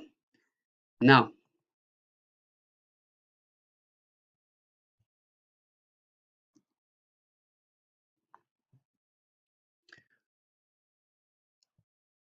you had your lecture, you copied it into your grammar book, you start to train it, doing your homework. Now, how to learn further? What other source can you use? First of all, you need to follow one principle in life in general to be 10 times more successful. It is that making mistakes is a good thing. It's a good thing. Now, we are taught in school traditionally that making mistakes is a bad thing, because you make a mistake, you get a bad grade, then your parents are angry on you, the teacher's angry on you, and so on. That is completely unreal. In nature, look, the greatest inventions, the greatest progresses were made by mistakes, by people trying something out, seeing that something doesn't work, and then adapting according to it to find a new way how to achieve their goal. And sometimes finding complete new aspects, complete new ideas on the way. So making mistakes is good, and that's the same here. So don't try to be perfect, just make your sentences and make the mistakes and correct it later by the free online tools that you have. And the same principle holds true, that training is everything. So it's not about how fast you go through these grammar lectures, it's how many times you train those lectures. So at least 2 to 3 nights sleeping is the minimum in between, while you have to train in between. That is the actual learning process. So one, in the army, I was taught a phrase by the foreign French legions. I will never forget it. Is in the training, one sweat drop is saving one drop of blood in the battle. The more you train, the better you are prepared for battle. So do your homework. Do it. It's up to you. It's in your hands. You get here the blueprint of the German language. Now you have to build the house, and you do this by training it, by making the brick, putting it on the right position 10 times in a row to have it in the perfect position, and making mistakes in between. So do the homework and make mistakes is an absolute must for your success. So further learning is for you, first of all, do the homework, and make mistakes are the best way of learning. Do the homework and make mistakes are the best way of learning. Good. Now, further, what sources can you use to learn German if you have no mother tongue around you, no native German, then you can at least communicate or hear German by using YouTube. So let's say you're interested in car production, for example. Then you type in how to translate this. You learn in the free online tool chapter lecture. So you type in, for example, the car production. Always use the. So die Autoproduktion. You type this in. This is German translation. Die Autoproduktion. Aha, YouTube, die Autoproduktion. And let's see what comes up. Aha, wow. Autoproduktion. 7 minutes here. A video.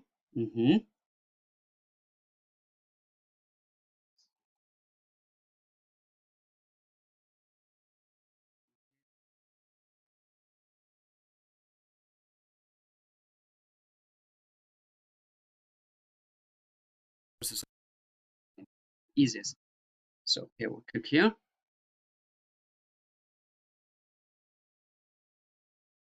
Okay. So a guide tells me now about car production. Great. So you can watch this video. And the mouse is in general a very good source. Die Sendung mit der Maus, the podcast or the show with the mouse. Yeah, these are, then you can type in what you're interested in. For example, let's say autos. And then you have here the auto. So this is one source you can use. Then other sources are also for free. ARD Mediathek.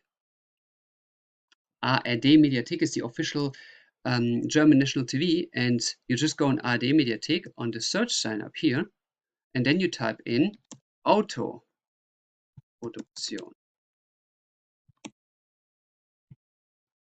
So Autoproduktion. And then you have these videos here, Autoproduktion. Yeah. Okay, this is only 3 minutes, 15 minutes. Okay, this are small sources. Then we can, for example, type in Auto and then Dokumentation. Autodokumentation. Okay. Okay, there is nothing interesting. I wouldn't have expected that. So just search and you will find something. Auto, okay.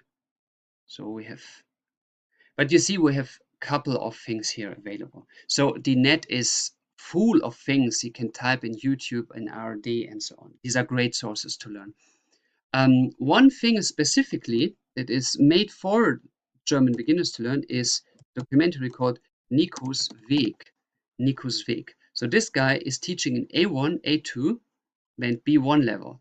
So A1 is the complete beginner. A2 is that you speak already your sentences, which would be the next course for you. Not this course is A1. And B1, so you click in and it's 1 hour 33 minutes. And then you just watch it. And what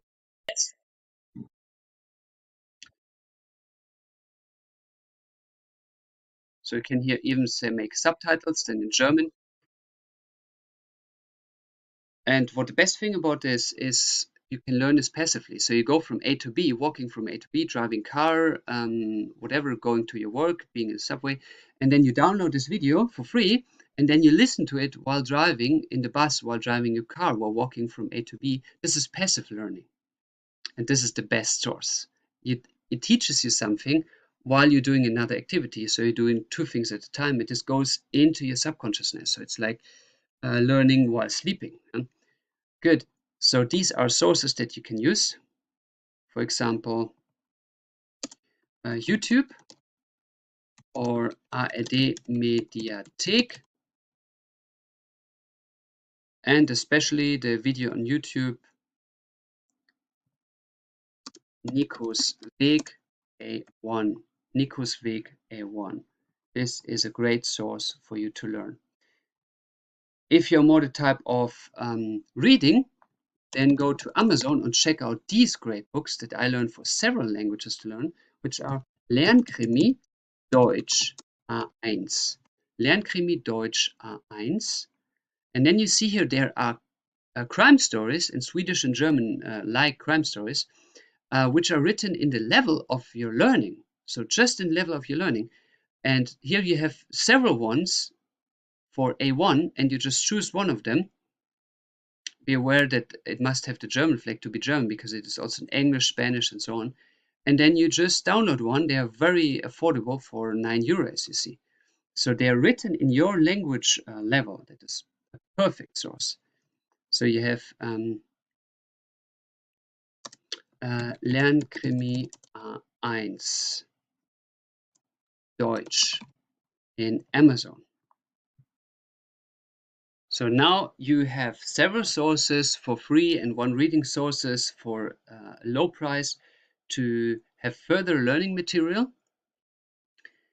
And there is now only one thing to say further for me, which is if you have any wishes, any ideas how to improve the course, or if you need any further advice with the German language and want to take private lectures, then contact me directly under kevin.germany@gmx.net. kevin.germany@gmx.net. That is my private email address. And I'm so glad if you tell me what can be improved in the course. If you need any advices, private lecture, contact me. I cannot promise you to have time for you as a private lecture because I'm very strongly booked at the moment and most of the time overbooked. And also I'm not a cheap language, like pricey, by the price, a cheap language teacher. I'm teaching mainly for minimum 30 euro per academic hour. Therefore, I put this online course for everybody to be affordable. So I give you this affordable tool by the price for everybody, but the time that I spend personally, I would price definitely higher than this course.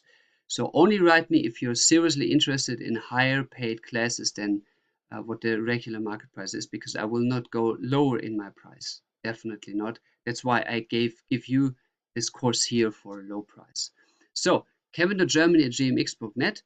If you need some further advice in language, for example, you need German business mentality training because your company wants to do business in Germany, or if you need a German market access, like you want to enter the German, your company wants to sell products in Germany. That's also what I'm doing professionally as a consultant. Write me and I will share with you the years of experience that I made guiding dozens of companies into the German market safely. I will also share with you my contacts. Good. So then, last but not least, I want to already excuse in advance for some background noises that might appear, which might be a laughing baby, which is my young son. He's a very smiling and laughing child. So it might be that in some scenes from time to time you hear a baby laughing in the background. Yeah. So don't wonder about this. And from now on, it is up in your hands.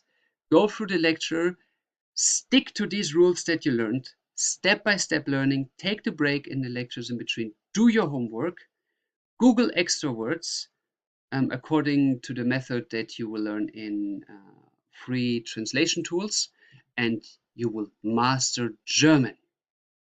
So you now have all the tools in your hand, all the methods, and I'm glad to lead you to your German goal. See you soon. Oh, and welcome to another lecture. This time, we're going to explore very simply how German sentence structure is working on the level that you need, on the A1 level. So in German, we call it Satzarten. Satz, maybe you can guess what that means. Satz. In English, it starts the same way. Satz is sentence. Sentence. Sentence. Satz. Der Satz. The sentence. Der Satz. The sentence. Satzarten. Now, Arten are types. So sentence types. Now for you to see how you can vary in the form of German sentences, we just play a small puzzle game. Let's say, for example, haben.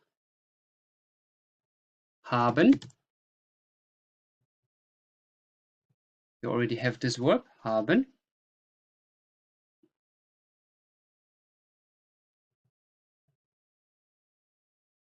You know that one, haben.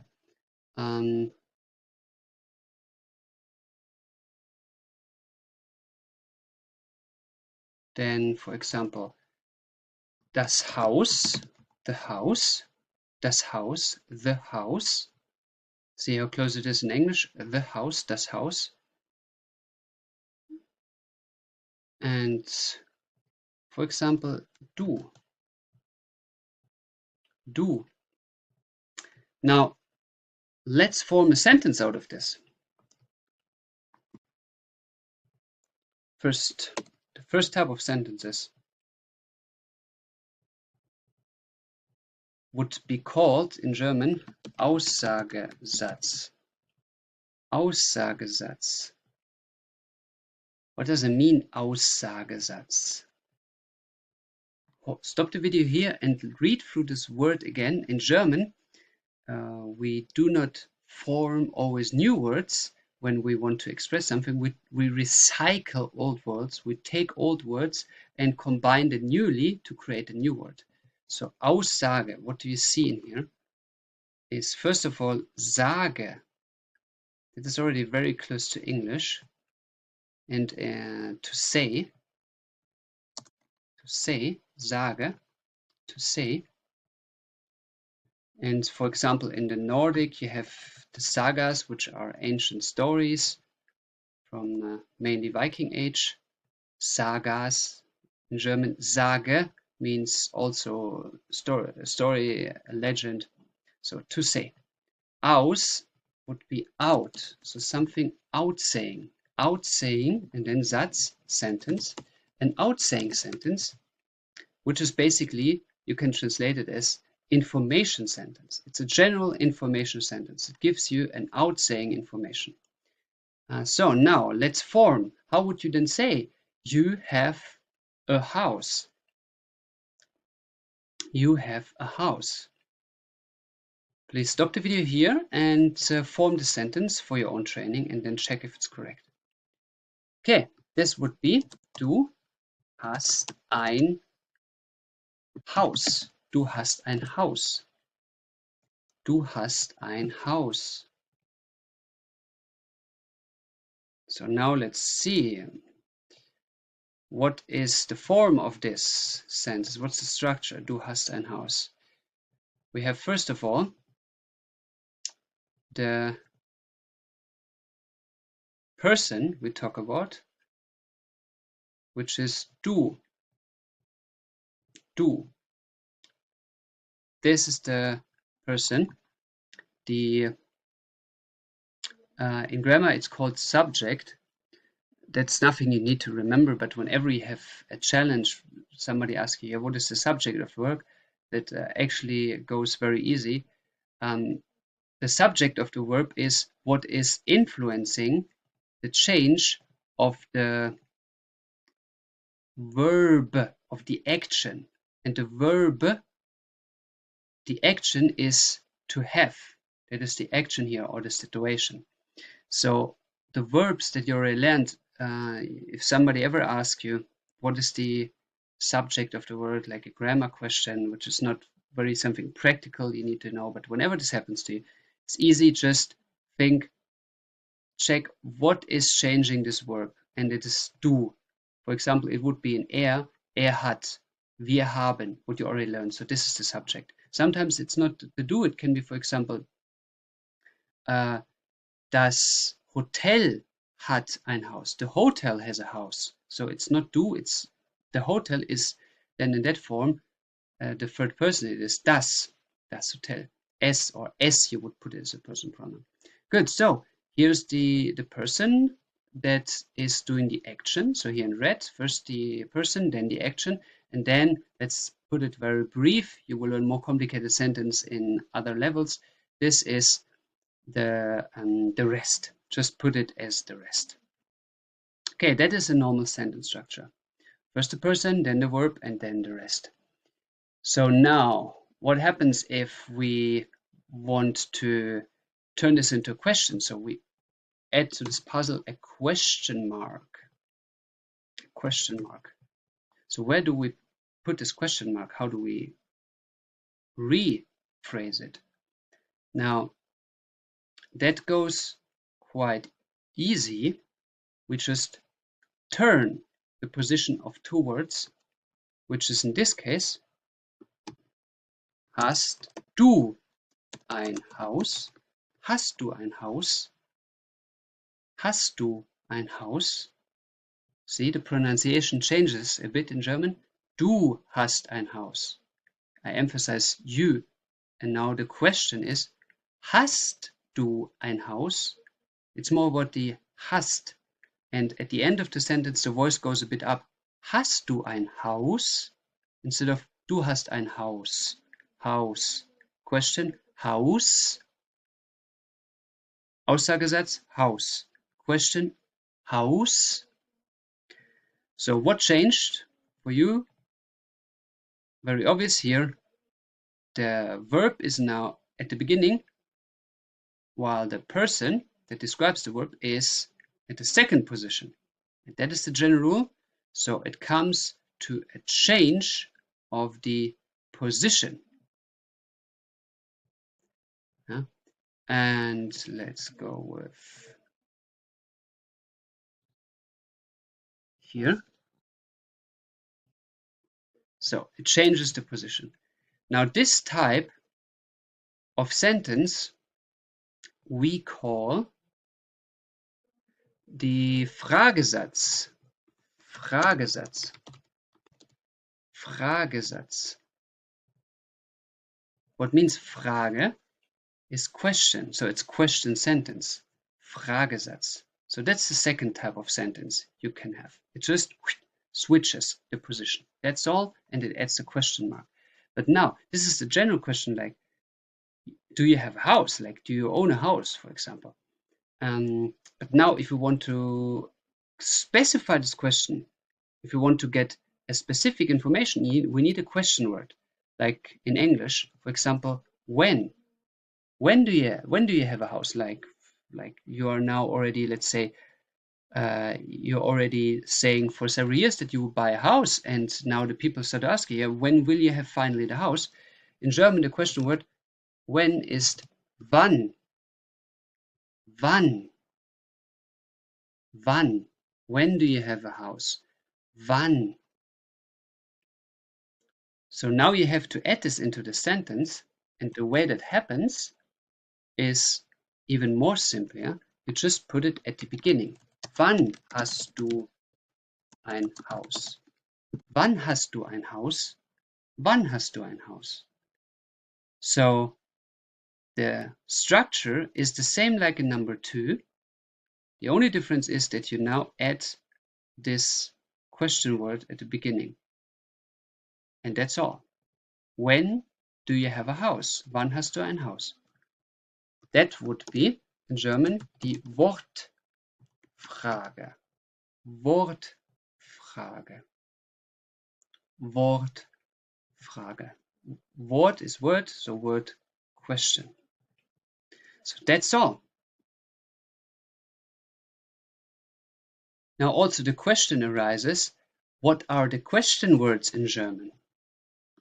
Let's make a list and just learn this list in the translation, but do not use those question words so early, because of some question words, they require a sentence structure that you just don't know yet. So just learn them to understand them and listen as much as possible to German-speaking sources like TV, radio, or speak with people, and then you learn it passively. So there is no direct use of learning this and instantly forming sentences with it. Just learn the translation. So question words, Fragewörter, Fragewörter, question words. The question for where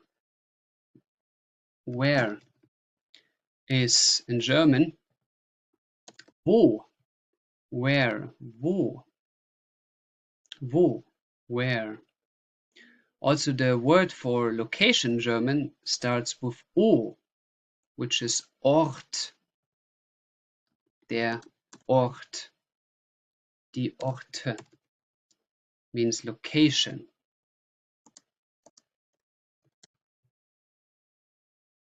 Location.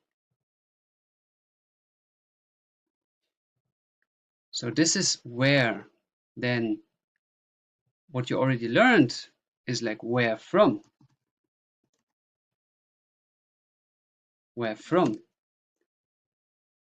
Stop the video here and write down what these words mean, what this translation of that in German is. You already learned that. Where from. Answer is woher. Woher. Where from. Now, further we go with a question word that requires a special case. You will learn this later. It's nothing to worry now, but just for you to know, is where to. So you're able to translate where to in German. If you hear the word wohin, woher, wohin, two different cases, two different situations. You now know where woher means where from, and wohin, where to. So there's a movement in the second one. Now, the question when, you just learned right now, so please stop the video here and feel it out yourself, is wann. Wann. Then the general question, what, is was. What, was. See how related it is. What. Then the question who, like a person, is wer. The question how. That's the only word in English that is the only question word that is not with a W. How is the wie. How, wie heißt du? You know this one already. Wie heißt du? And why is warum. Warum. So now you have the word translated, but again, do not use them actively for your homework because they require information that you do not have yet learned. This will only lead you to learn wrong logic. So your task is now to learn them in their translation form for you to understand if somebody talks to you, and therefore getting used to the talking and therefore learning passively. But do not use them actively by forming whole sentences. The only thing you can use them for is if you want to ask something. It's like, hey, it's like, when do we meet? You just ask, yeah, wann. You don't ask a question after. It's like, that's just yet, that might be just too much for you in some things. So wann would be a thing that you already could use because you learned it here, wann. So it's like, yeah, wann. For example, wann plus verb, yeah, then the plus the person. You can ask when do we go? In German would be when go we. Stop the video here, translate. When go we. Translated, when go we. That would be the German one. It's not grammatically correct in English. In German, wann gehen wir? Wann gehen wir? So that is how you will use now the question words. Use only the question words that you learned in your grammar unit. You will now learn step by step the question words in the coming lectures, and then use them accordingly. And that's it. So today you learned the sentence types in a very simple form here. You see on the one side there are only 3 types, and there is a list of question words. So congratulations to you for now being able to phrase your first German sentences, and as you already learned before, how to use personal pronouns and verbs, and now you can form your first proper German sentences. Congratulations for this first big step, and I will welcome you for a next lecture soon. Bye. Welcome aboard to a new chapter of your German grammar adventure, and today we will learn how to learn new vocabulary and correcting your homework without having a native German available. First of all, we work with the already famous Google Translator. What I would recommend you, if you are a non-English native speaker, work with your native language. Google provides a lot of languages, while also work with English simultaneously and compare your native language and the English with the German word that you want to know. Because English and German are closely related languages, it is often better to translate the German words with the English words than with another language, because the translation often differ. So if we, for example, want to learn the famous word car, then first of all, always work with the car. Always put the in front of the words. So you automatically have a proper translation, and you learn which gender the noun is that you want to learn, the word. So it's das Auto. You will learn about this in the chapter of the Artikel, the articles. Now, if you would delete this, it would be Wagen, which is not really a proper translation for this. Wagen is more like a wagon or a general vehicle. So always put the in front. It makes things more clearer for Google. Now, if you would not do this, and you're struggling in general with the translation, with not knowing which word you should take, then check the options that you have down here. So you have das Auto, das Fahrzeug, der Wagen, and here are the words translated.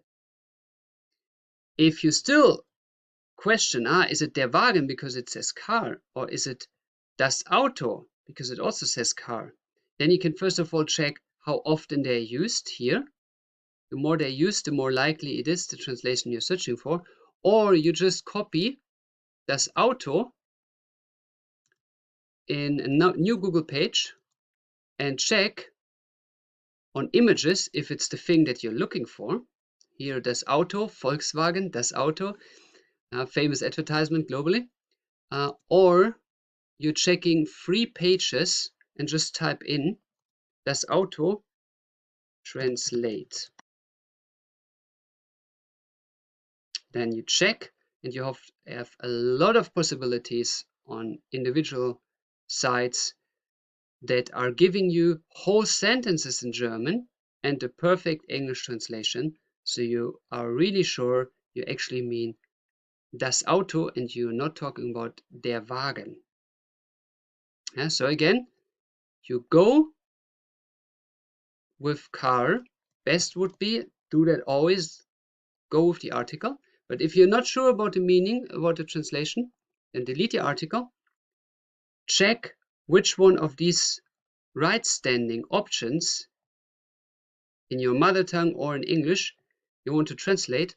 And if then it's still not clear, then just take the German expression, go on Google, put it in as an image, just with das Auto. See if that's the thing that you're looking for or not, then just put in the word plus translate, and you will have a lot of translation options to check. Okay, here we have Russian, you're Russian speaking, and so on. So tons of opportunities. Now, if you're going with a verb, very important, the same is with to. For example, to drive, fahren, to drive.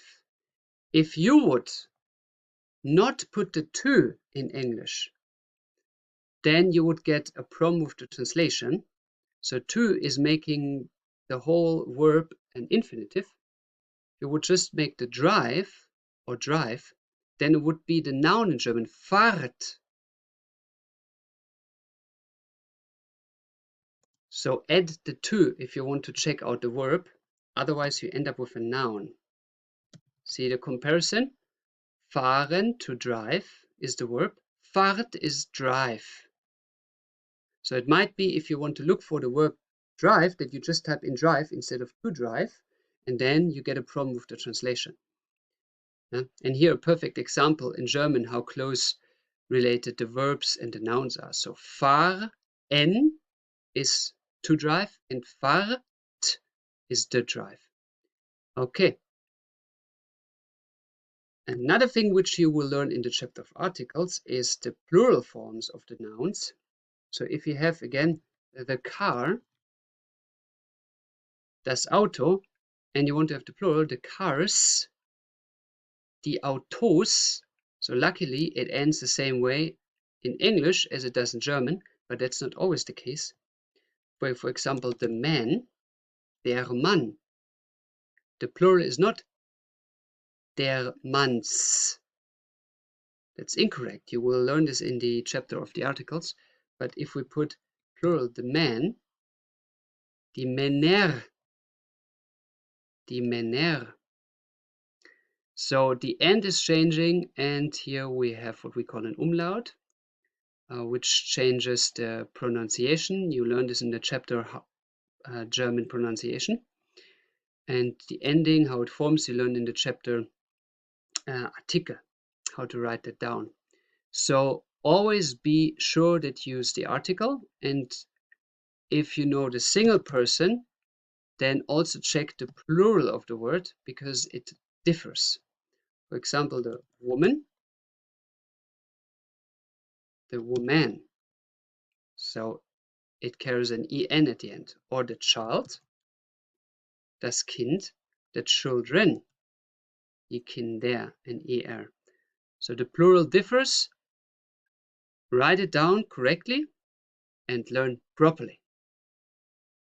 Now, if you have already complex sentences in German, what you can use to correct spelling mistakes and also to correct limited the sentence structure,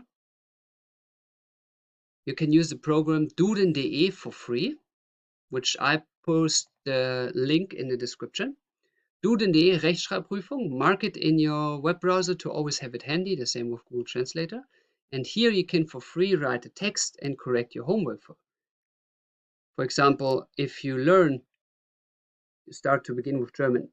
This is a man. German, das ist ein Mann.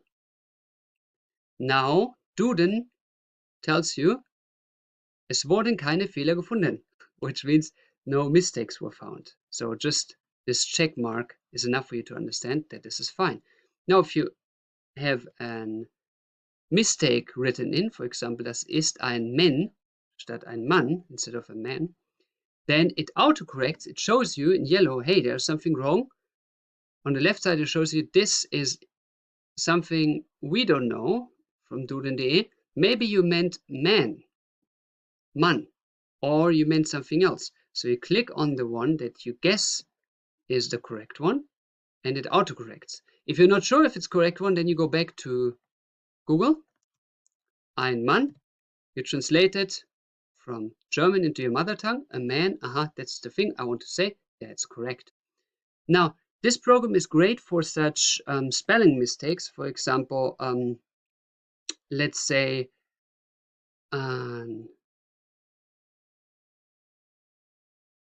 das Auto instead of das Auto. So it gets very obvious, okay, first of all, it's das here. And second of all, Auto instead of Auto. That's the good thing the program can provide you with, but there is a hook. The program has problems with the genders.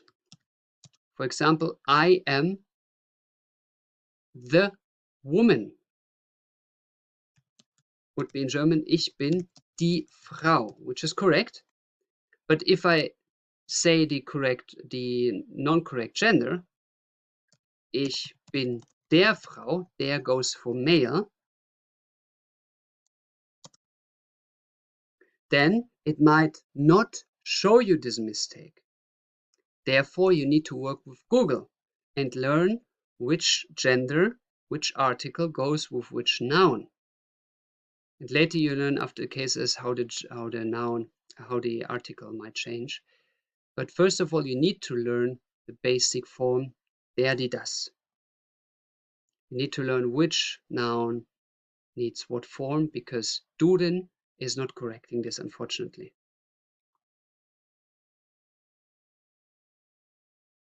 While what it is correcting is later, if you advance, the sentence structure. For example, I am the woman and you are the man. That is correct. You are the man. Now, if I would make a sentence mistake, for example, instead of and, I use with, then it shows something is wrong. It says, you can now translate it, falsches Verb from falsches Komma, so you translate it from German.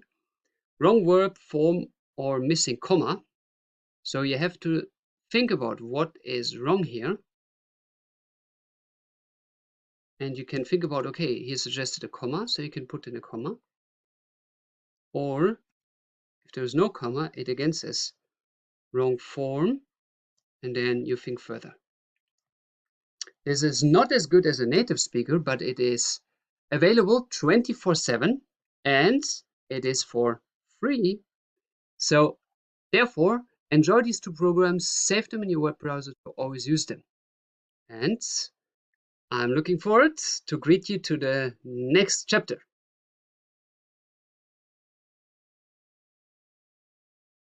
A short bonus for you. Often there is the question, what vocabulary should I learn? So that is as basic as the question, what do you want to achieve with the German language? So you have to define what you want to do with the German language. Let's say, for example, you want to live and work in Munich. Yeah? München. So you type in Munich, München, or you can put it in English, different photos. Now you go on Google, type the word in, or any word about a topic you want to learn, anything that is connected with your goal that you want to achieve. Why using German? So Munich is, let's say, your goal to live there, and that's why you learn German. So you type in Munich in Google Images. Then you see here Munich, aha, beautiful city, gorgeous to visit, and you click on one of the pictures. Let's say you click on this beautiful one, and you see here, so that's Munich. That's the place I want to live in. So then you start to ask yourself, okay, if that's the place I want to live in, if that's my goal, so what can I learn from this picture now? I see here, the church in the background, the church. So I want to learn the church because it's obviously an important building in Munich, the church. So I click in here and die Kirche, okay, the church, the churches, die Kirchen. So I learned the church. That's my new vocabulary. And now you write it in your vocabulary book as Die Kirche, and as you learned it on Google Translator, the plural is Kirchen. So that's your new vocabulary, and you now use this vocabulary and you combine it with the grammar that you learned, the current chapter that you just learned, which is, for example, you learned to use the word to be. If you just learned the word to be, then you train the word to be with the sentence of saying, for example, that is the church. So to be is in there. That is the church. Here is to be. So you translate this. Das ist die Kirche. Das ist die Kirche. In each chapter you will get a homework description, and the homework description is always based on the grammar that you learn, so you just repeat what you learn with new words. That's all. Das ist die Kirche. So you now learned a new vocabulary about Munich. You can also, let's say you are into cars, Germany. Or car Germany. So you are not interested in going to Munich, but you just want to work with German technical aspects. So then you think about, okay, this beauty here, Mercedes, and they go with, I want to learn something about cars. So what is this object? The wheel. The wheel. Das Rad, the wheels, die Räder. Now you write down this and you make a sentence about the topic you are interested in. And that's the magic of, first of all, you are learning new words, new vocabulary. Second of all, you are training the grammar. And third of all, you mix this up with an emotional, positive aspect of why you want to learn German. So you are getting emotional, one step closer to your German speaking goal. And with this said, I wish you good success. Work every day, minimum 20 minutes per day. You need to speak or write or listen to a language minimum 20 minutes per day for your brain to be capable to at least remain, to keep, to maintain the already learned things. Otherwise your brain starts to delete it because it's of non-use. So minimum 20 minutes, and this is equaling roughly 5 sentences, depends. So good success with this, and I look forward into the next lecture. Bye. I welcome you back for another great opportunity to learn the German grammar. And last time you learned the way the nominative is changing the sentence words, the content. And today you will learn how the adjectives are adapting to the nominative. So first of all, what are adjectives? What is that? For you as a side note, adjectives or Adjektive in German are words that describe the noun. So which is, for example, we can say that is the man. So you point, there are a lot of men, you point on this one, say that is the man. And then the people are asking, like, yeah, but there are many men, like, which man are you talking about? And then you say, that is the big man or the small man. So then you give the man an attitude, and that is what you call an adjective. This green marked word is an adjective. It describes the noun. The noun is the man. So, and today we learn how these adjectives are interacting in German in the nominative. So we talk about the Adjektivendungen.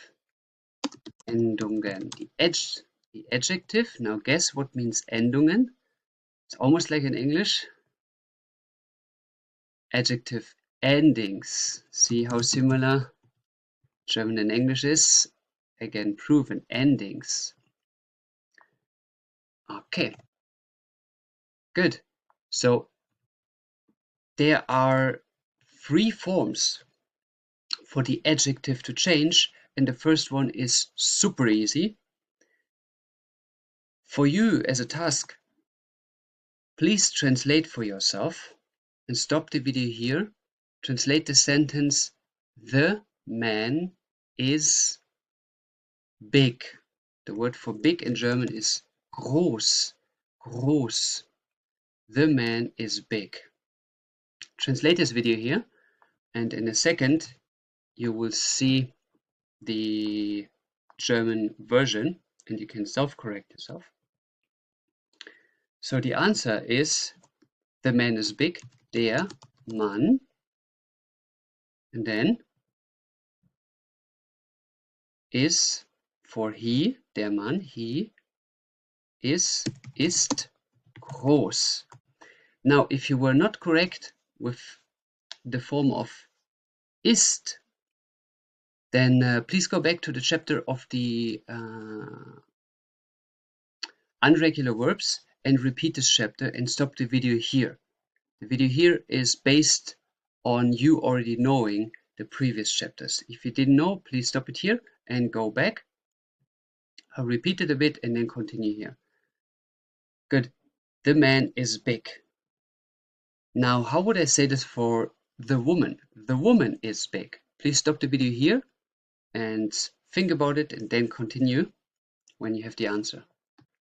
The answer is, die Frau ist groß. The woman is big. Die Frau ist groß. Now, how is that for the child? Please stop the video here, think about it. Das Kind ist groß. Das Kind ist groß. Now, how would I do this for the plural? Let's say the children. The children. Stop the video here, think about it, and translate the sentence, the children are big. The answer is, die Kinder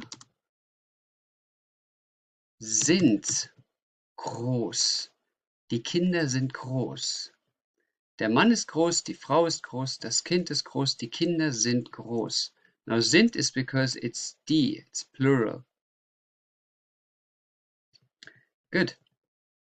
So, that is quite easy, isn't it? There's nothing changing at the end of the verb. It always stays groß, which means big, or it's related to the English word great.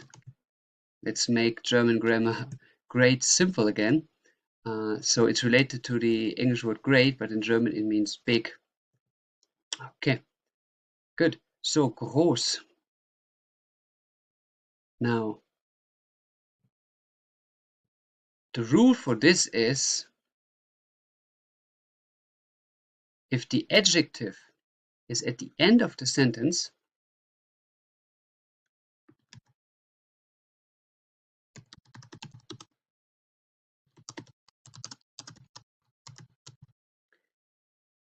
then you do not need a special ending. There is no additional ending coming.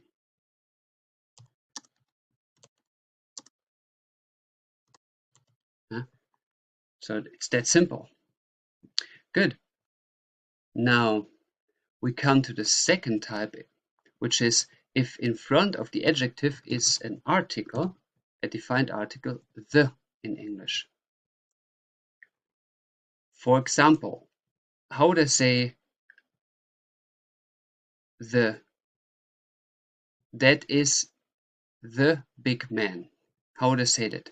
That is the big man. Please stop the video here, think about it, give your answer, and then self-correct yourself. That is the big man. Das ist der. Now, groß, and something happens at the end. We now have an I at the end. Der große Mann. Das ist der große Mann. Why it is that way? Just in that case, it's one of the rare cases where I say just learn it that way, because the explanation is more complicated than just learning the simple rule, because you will see that this rule is super simple. So if you have der in front of it, it's der große Mann. Der große Mann. Okay. Now, how does that go for the female version? How would I say that is the big woman? Stop the video here, think about it, and then write down and self-check. Answer that is, das ist die große Frau. Das ist die große Frau. Same rule. Simple, isn't it? Das ist die große Frau. Okay. Now, how is that with if we take the neutral, the child? Think about to say that is the big child. Stop here and self-correct yourself afterwards. Das ist das große Kind. Tada! Simple, isn't it? Das ist das große Kind. So all of these are ending with an E. That comes with the singular. Singular. So if it's one person, if it's one man, one woman, one child. Now, with the plural comes a slight different rule, excuse me. If we have the plural, so here the PL, and now think about and stop the video. How would I say these are the big children? These are the big children. Stop here, think about it. The answer is das sind, plural logically, das sind die groß, and now comes an exception, das sind die großen Kinder. Das sind die großen Kinder.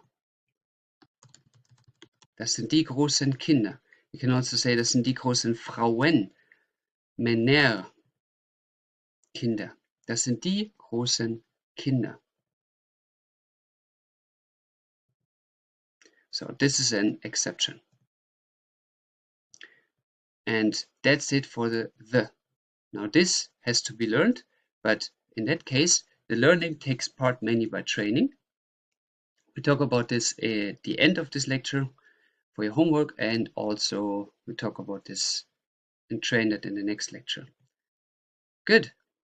Now, this rule is by the colors.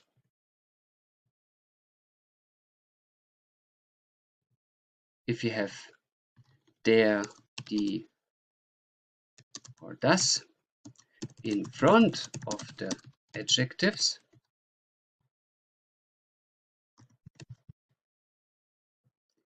then you're just adding a plus E. Der, die, das in front, and you are ending a plus E. Excuse me.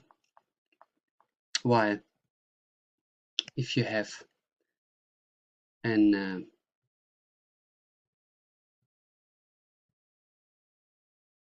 plural, die, then you're adding en. And that's it. You're adding an en. So this is the exception here. And keep this exception in mind because it will happen again later. Okay. So, der, die, das singular plus E for the adjective and en for the plural.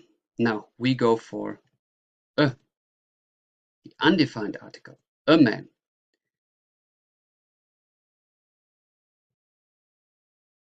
We follow the same logic as above,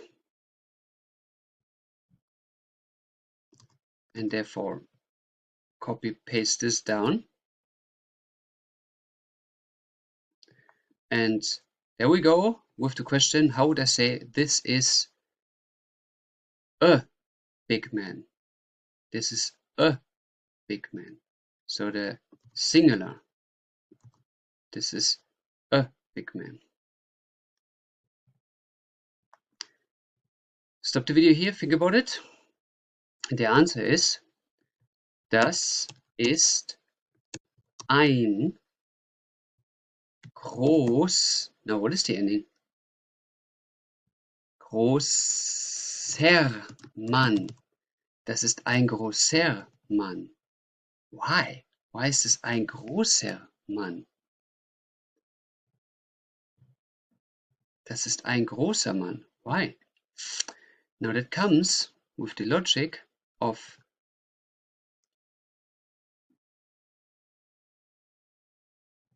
let me rewrite this for make it more obvious for you. Das ist ein großer Mann. Now the er at the end comes from the article der Mann. Der Mann. Der Mann.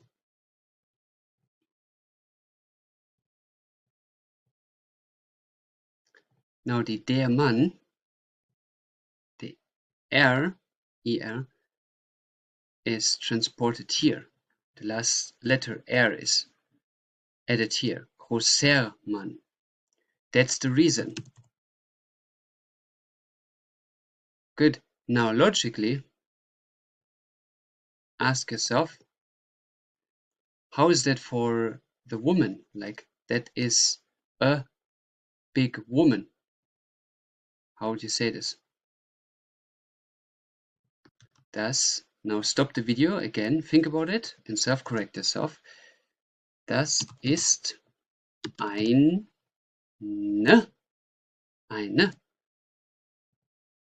groß, and now what's the ending? Think about the article of woman, female. The answer is logically große Frau. Das ist eine große Frau. Die Frau. Das ist eine große Frau. Die Frau.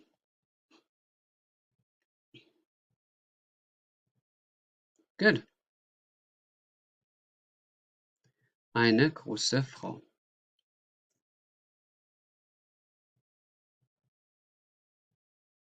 So again, the E from the article. Das ist eine große Frau.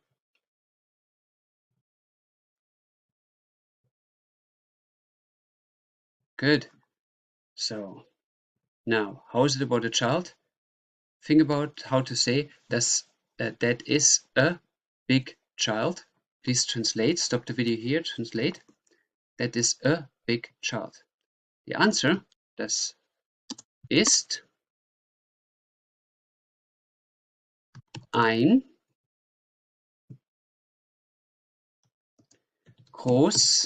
Now, what must be the ending? Logically, the ending of the adjective is the ending of the defined article. So it is the last letter of the defined article is an S. Das Kind. Das Kind. Das Kind. Groß. Now the question is, we already learned in the chapter of the regular verbs and personal pronouns that the sharp S and an S, like heißt, du heißt, cannot appear with each other because the sharp S is already double S. So something must come in between. So whenever we Germans need something in between for a pronunciation addition, then we put an E in it. So it is großes Kind. Großes Kind. Das.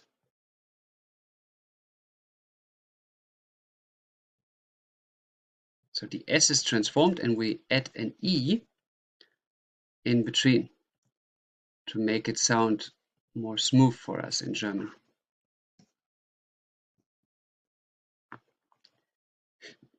großes Kind. So for you, a rule applies here that if there's something to be added, here marked with star, then you add it with an E. And the same rule already applied here, but here is not so obvious because there is coincidentally also an E. So you could guess it's the ER is actually the complete ending, but it's actually just the R ending and we'll put an E in, but that is coincidentally also in there the case. So rule for you, you add an E plus E. In German, if you have to fill the pronunciation gap,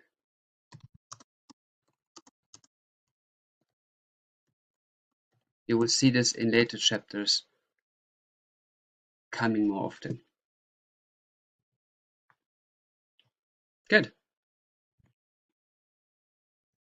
Das ist ein großes Kind. Okay. Now, what happens in the plural? What is the plural of a? How would I say these are big children. How would I say this? These are big children. These are big children. Stop the video here and translate it. Now the answer is, as if you check your chapter about the articles, you see that ein, the undefined, has no plural, because we don't say these are cars, we say these are cars. Plural is always logically the undefined, the general. So in German, these are big children. Das sind, so now there is nothing coming. Das sind groß. Now what's the ending? Think about, if you have children, what's the article of children in German? And yeah, große Kinder. Das sind große Kinder. Das sind große Kinder. Excuse me? Das sind große Kinder. Why?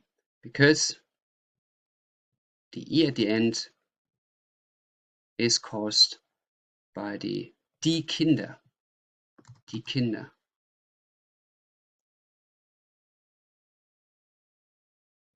The same way it happened above. Die Kinder. Now, so far so good, isn't it? With the colors, it's very obvious. Now comes the last modulation. What happens if we say, instead of das, that is a big man, das ist ein großer Mann, what happens if we say that is my big man? What do we do? That is my big man. Now think about how to translate that is my big man. In order to do this, go the chapter back and check the chapter of the nominative. The last chapter, check it. What means my? If you cannot translate my now, if you don't have it instantly in your mind coming up, then please repeat the nominative chapter and make more examples, make more homework, train more, as this unit is based on it. And you need to understand these possessive pronouns, and it's just a matter of training. You will do that. You will be able. So now, think about, this is my big man. Now the answer is, das ist mein großer Mann. Das ist mein großer Mann. So to say the possessive pronoun is so cool in German, you just add the M and that's it. Das ist mein großer Mann. Now comes another thing, a new thing for you. We will have an extra unit about how to negate, how to say no to something in German. You will have this later. But here already, to understand how the rule applies, in German we have two ways of saying rejecting something. We can say that is not a big man. Then the not can refer to groß, so we mean it's not a big man, it's a small man. There would be, das ist nicht ein großer Mann, not, nicht. Same logic as in English, very simple. That is not a big man, it is a small man. Das ist nicht ein großer Mann, es ist ein kleiner Mann. Small, klein. Now, but we in German, we have a special differentiation between rejecting the groß, rejecting the adjective, and rejecting the man. Because in German, like in English, we also want to be able to say this is not a man in general. It is, let's say, it's not a man, it's a bear, yeah, or whatever. But maybe somebody mistook this figure for a man, but actually it's not a man. So in German, in English, you would say this is not a man or not a big man. But then comes the confusion, could come the confusion in English, that do you mean it's not a big man, so it's a small man, or do you mean it's not a man in general? In German, we are more specific with this, and what we do to reject the man and want to say, no, it's not a man, but it is, let's say, a big bear. Beware, keep distance. Then you would say, das ist kein großer Mann. Kein großer Mann. Das ist kein großer Mann. Das ist ein großer Bär. Yeah? So you just add a K and that's it. As simple as that. You reject the man. You reject the noun. You will learn more about this in another chapter, but we already put this here on the list. Grammar-wise, it suits perfectly into the rule. So if we want to say my big man, we just add an M. If we want to say not a man, in this case not a big man, we just add a K. Kein großer Mann, mein großer Mann. Logically, that goes also with the other cases. That is not a big woman. Das ist keine große Frau. Or this is my woman. Das ist meine große Frau. Or this is not a big child. This is kein großes Kind. It's, let's say, a big whatever. That's a big doll. You mistook it with a child in the corner of the room, for example. Or you say, this is my big child. This is mein großes Kind. Now, how to say this in plural? That gets quite different. Would say in a plural. Now, think about it and stop the video here. How would I say in plural? These are my big children. These are my big children. Please stop the video here. Think about it.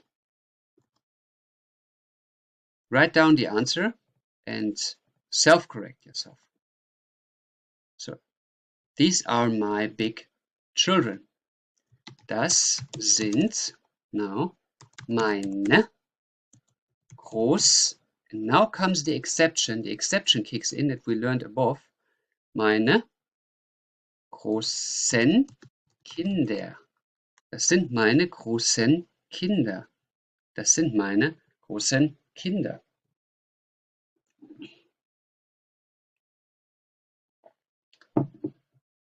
Now, how would you say these are not big children? These are big, let's say, big dolls in the far distance. I can't see them properly, so I mistook them with children, but they are dolls.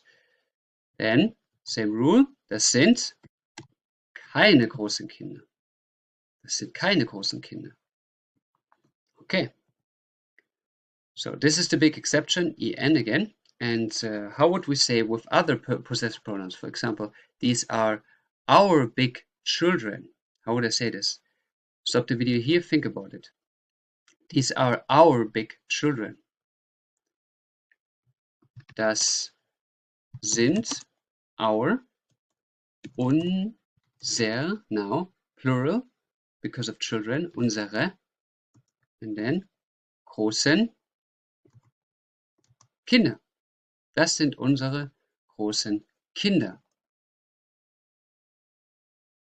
And that's the rule. With the exception applying here for the plural.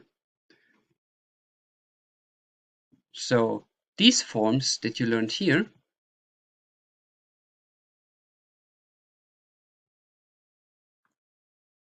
you use for saying if you have ein or eine, which would be in English a, or you have mein, meine, which would be my or mine, depends in English. Or if you have kein, keine, which would be in English, you could translate it partly as not a, it's not existing in English, not a, which is it's like rejecting the noun or negating the noun. Good. So to make this clear, to negate the noun, if I, for example, say these are not big children, these are big dolls that look like children, or big figures in the distance, so then I would say das sind keine großen Kinder, das sind große Figuren, for example, these are big figure, das sind große Figuren. So I negate the Kinder. Negate means I negativize them, I say no to this noun. Good. As an extra bonus, a lot of students are always asking, okay, if I negate the children, but how do I negate the adjective and the possessive pronoun? So how do I say not my big children, but somebody else's children, or not big children, they are small children? That is super easy in German as it is in English. You just use, instead of die keine, use not. In German, nicht. So there would be, for example, that is the big man, and in English, if I want to say that is not the big man, that is the small man, das ist nicht der große Mann. In the plural, that these are the big children, das sind die großen Kinder. If I want to say these are not the big children, these are the small children, I say das sind nicht die großen Kinder. The same here. Das ist ein großer Mann, this is a big man. That is not a big man, it's a small man. Das ist nicht ein großer Mann. If I would say this is my big man, das ist mein großer Mann, and I'm saying this is not my big man, it's somebody else's man, then I would say das ist nicht mein großer Mann.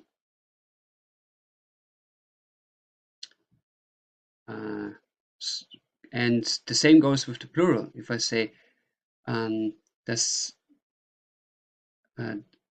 sind meine großen Kinder, these are my big children, and I want to say no, they are not my big children, they are somebody else's children, I say das sind nicht meine großen Kinder. Now you cannot put nicht and kein in the same sentence. It doesn't make sense. If you say not big and not children, that doesn't make sense in German. We then just say keine großen Kinder, because the noun is the most important. Kinder, that's the fact. If they are big or small, doesn't matter if they are not children at all. So if, for example, I say, I want to say, hey, these are not big and not children at all. These are small, whatever, dolls on a picture. Then I just say these are not big children. Das sind keine großen Kinder. because if they're small or big doesn't matter. The question is if they're actually children at all. Good. So if you want to reject or negate the possessive pronoun or the adjective, you just add not.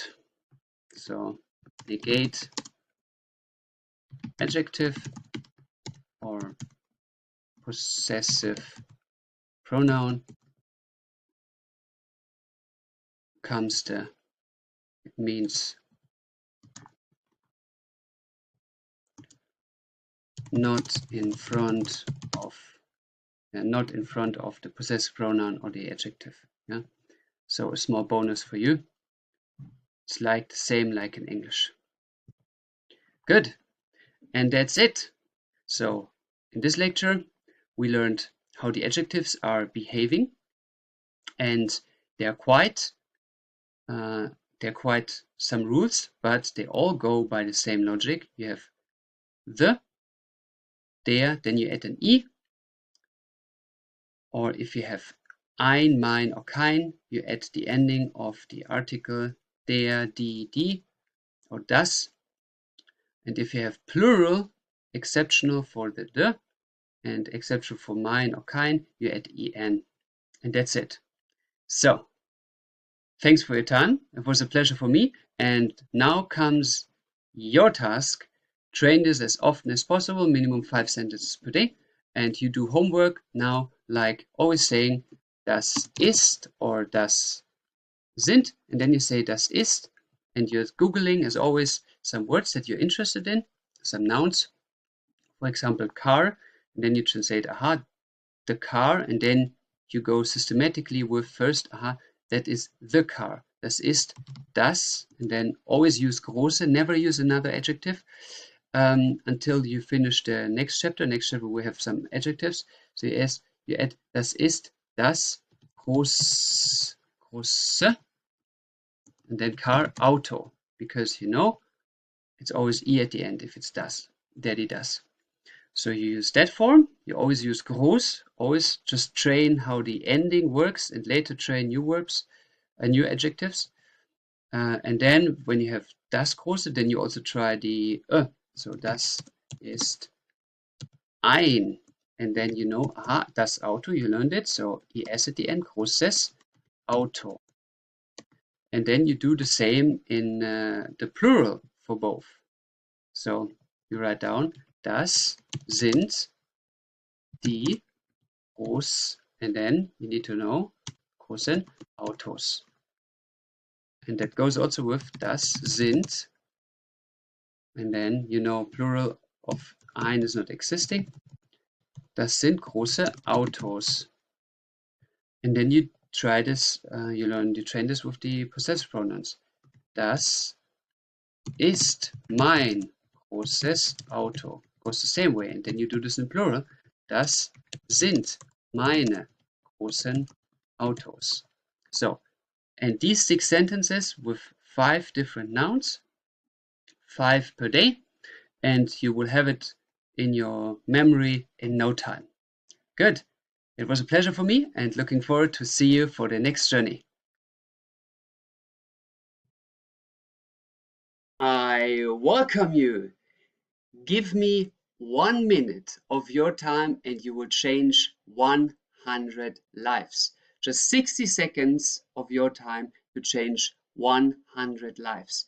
If you feel that this course gives you a great value in your life, that gives you a gift, a skill that you can really use for something, then help other people, other students, your fellows, to get this gift as well, at least to see this gift, which is by giving this course a rating to let other people see that it is a great gift to learn. How to do that is quite easy. Look at this. You have your course. Let's say this is your German course. You click on the course and up in the right corner, leave a rating. You click on leave a rating, save and exit, and that's it. Now you changed literally 100 lives because it is in average that hundreds of others see the course in a from a different light, especially with your comment. So, in this sense, I say Dankeschön, thank you for your time watching this. Dhanyavad, shukran, sheshe, Dankeschön. Welcome back to another lecture of Let's Make German Simple Again, the simplifier of the German language. And today we're going to have a lecture without grammar, actually. We're going to have a lecture just for your understanding rationally and emotionally how to use and what the actual reason of existing is for the cases, die Fälle, the cases, die Fälle, the cases, die Fälle. For the most of you,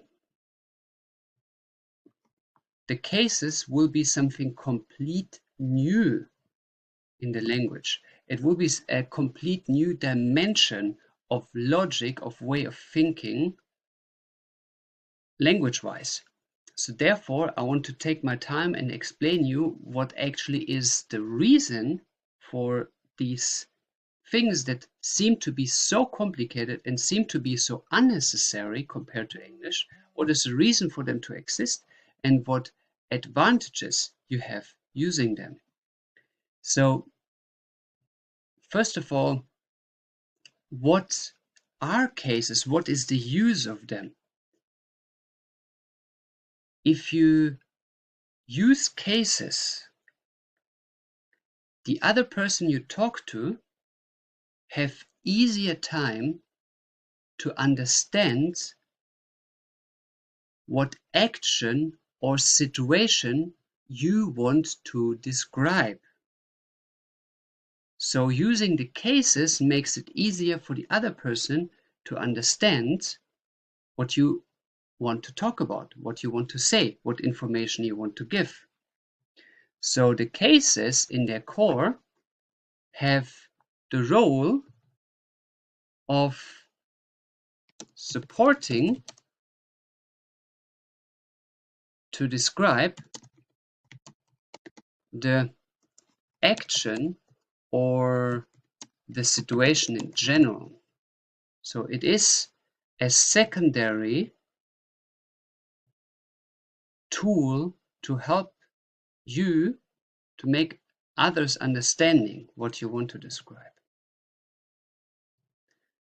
For this, you need cases in German. They're absolutely obligatory, and they make it also easier to understand the action or situation. Now, what does it mean, the action or situation? It's so theoretical, but what is describing the action or situation in a sentence? That question goes to you. What is describing the action or situation of a sentence? Think about it and stop the video here for a second. What makes the sentence that you say describing what the action or the situation is actually about? Think about it. Take your short break. Think about what makes the sentence describing. It is mainly the verb, das Verb, the verb describing the action or the situation of the sentence.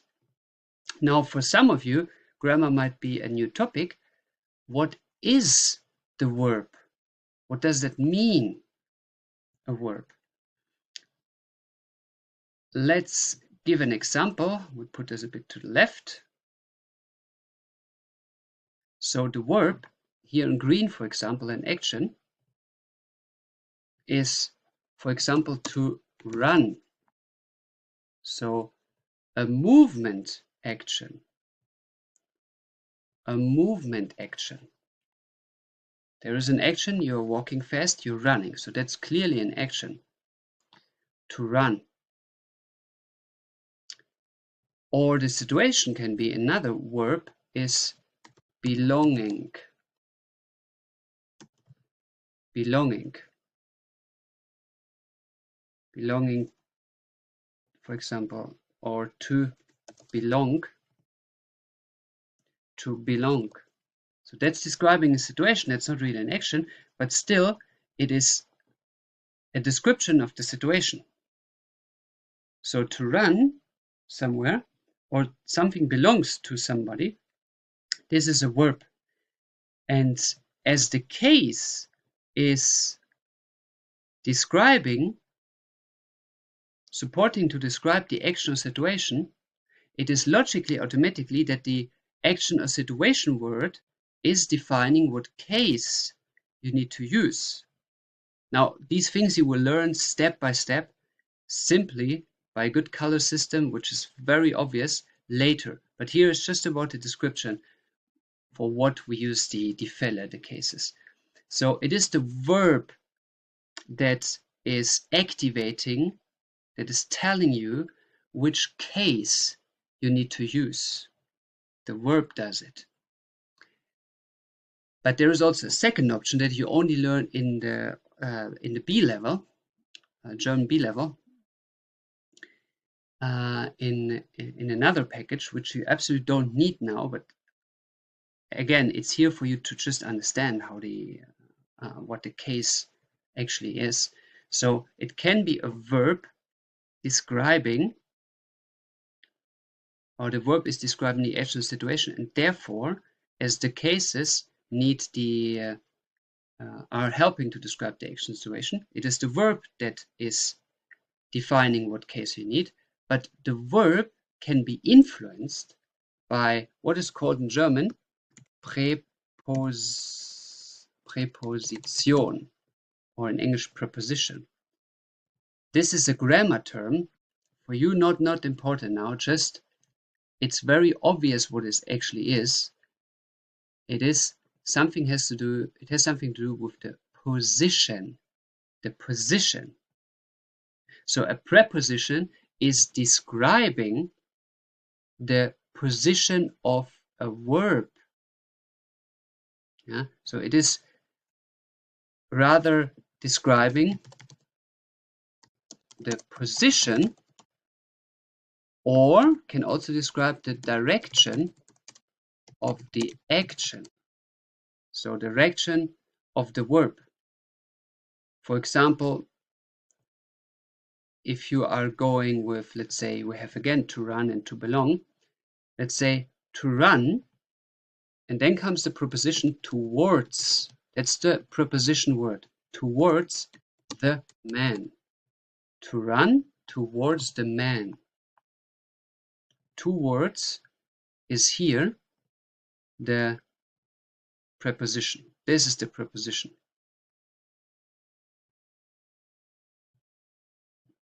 That's the preposition. Verb is to run, belong, and preposition is towards. That's an example. So it tells you which direction this running is going. It's not running somewhere, it's running towards this man or the man. And the other thing is another example for the situation to belong is it belongs to the man. It belongs to the man. So the to here is the preposition. So it's not just belonging to anybody, it's belonging to this man. It describes the situation.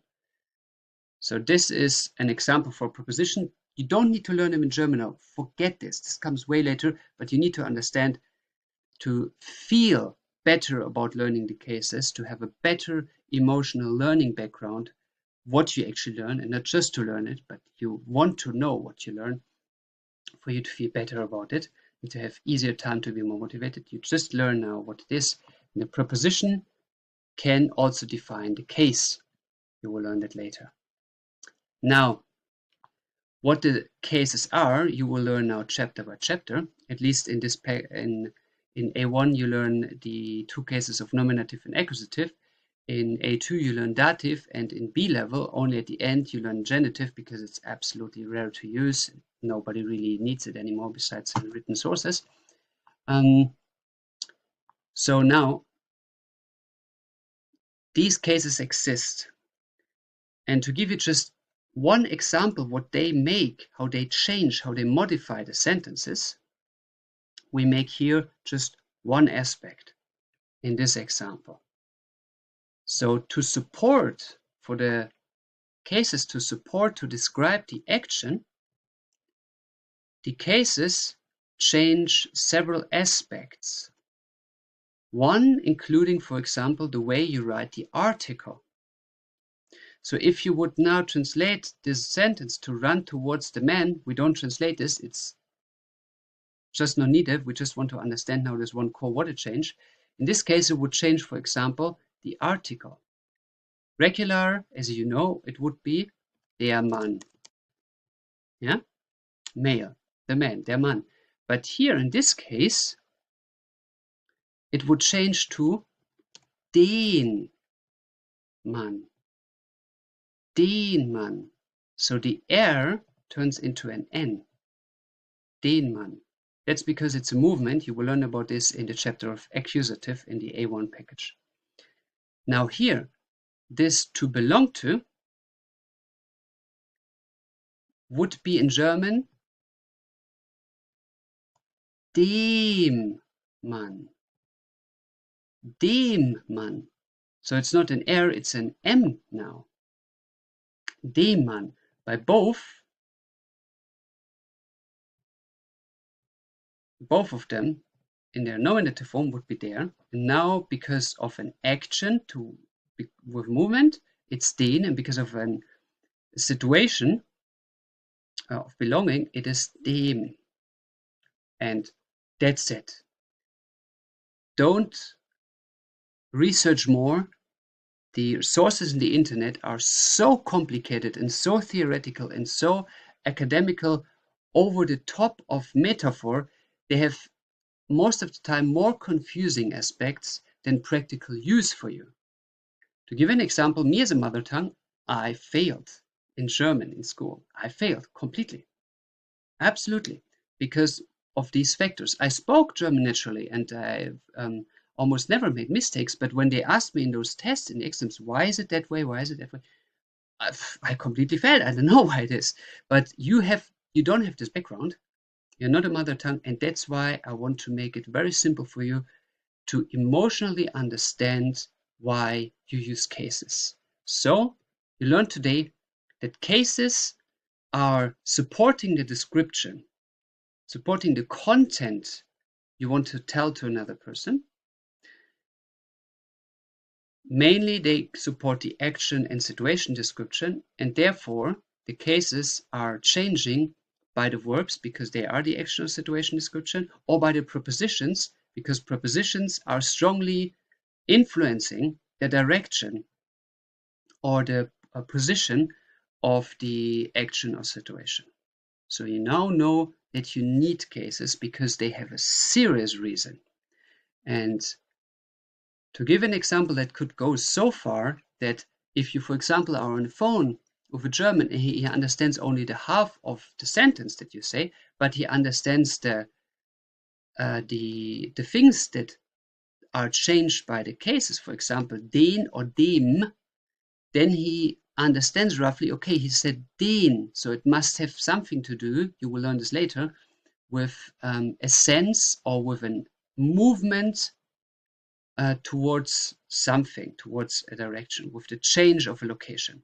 And if he hears something with dem, then he emotionally already feels it has something to do with a belonging that you want to say to, or with a situation. You will learn about this in the A2 package. That's the reason why I need cases. So this was no new grammar for you. This was just emotionally revealing you what possibilities we have with German and what kind of high quality you can speak if you learn properly the cases. And that we will find out in the next lecture. So it was a pleasure, and see you soon in the next lecture. I welcome you back to your journey into the German grammar. Today we're going to dive very deep in a gold piece of the German grammar, which is the first case you will learn, called the Nominative. Nominative. Now, what is the nominative? In the last lecture, you heard what cases are. In this lecture, you will learn the first case, and after this lecture, you will be able to deal with everything that this case is changing in the grammar.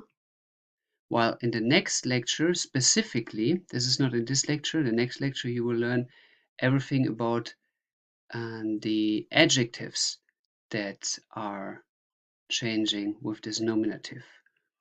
But we start now first with this one, and we will learn how to say things like this is mine, or we learn to say this is the man, and see the whole picture of some single aspects that you learned before in a complete tent marked by colors to understand it very easily. So let's dive in. Nominative, first of all, is a case, and the case, as you learned before, is activated, defined by a verb, so because of an action. So the question is, which verb, which action, which situation does it require that the nominative is being used? Nominative is super easy because it's only one verb, one of the most important verbs, which is to be, sein, to be, sein. So sein is the only verb that is activating the nominative. So that means for you, if there will be only sein, so the word to be, in sentence, then it is automatically, then it is automatically, let's say, then it is nominative.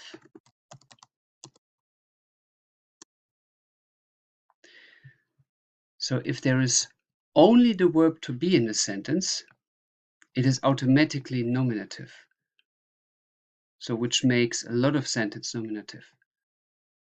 Now, send the word to be, in German sein, you learned in the first unit, first grammar unit, the second grammar unit, the irregular verbs. So this is required for you to know. In that chapter you learned how to form the to be. In this chapter you learn how the sentence is forming around the to be. So you know to be, and now you will know what the sentence is looking like if you use to be. First of all, there are several elements that change with each case, and these elements we're going to list. First of all, what is changing with each case is the question word. I make a short like this, question mark and word, question word. In German, Fragewort. The Fragewort is changing. So the Fragewort for to be is in English the question word who. Who. So if you have the verb to be, for example, he is, I am, and somebody asks, who is he? Who am I? So the question word to be, sein, needs who. In German, this is wer. Wer. Wer. And this wer Like in English, who goes automatically only with persons. Who. So you ask for a person with who. Now, you ask for a non-person in English with what. What. So in German, this what would be was. Was. Was. So if you say who is it, you're asking wer ist es. If you ask what is it, you ask was ist es. Wer ist es? Was ist es? Now, if you would ask that in the plural, like there are several people you don't know, it's like who are they? Or you ask there are several things you don't know, what are they? Then you use the same as in English, the same words also in German, wer oder was. So a person, wer sind sie, who are they, wer sind sie? And was, what are they, was sind sie? Was sind sie?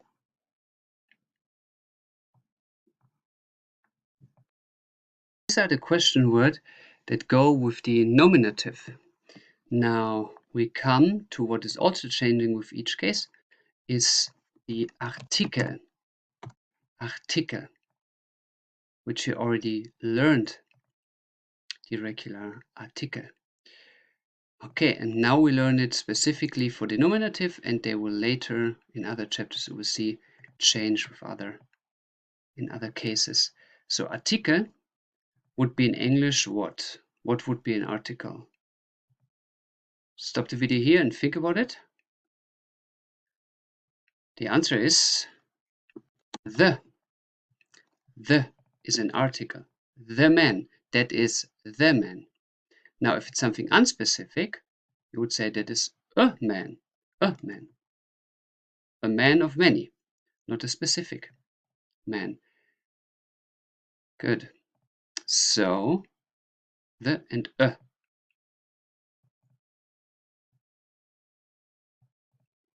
Now, you learned these parts already, but now we're going to connect them into the whole frame to see how they are interconnecting with other aspects of the nominative. So first of all, we will divide our board into the neutral, into the male form, into the female form,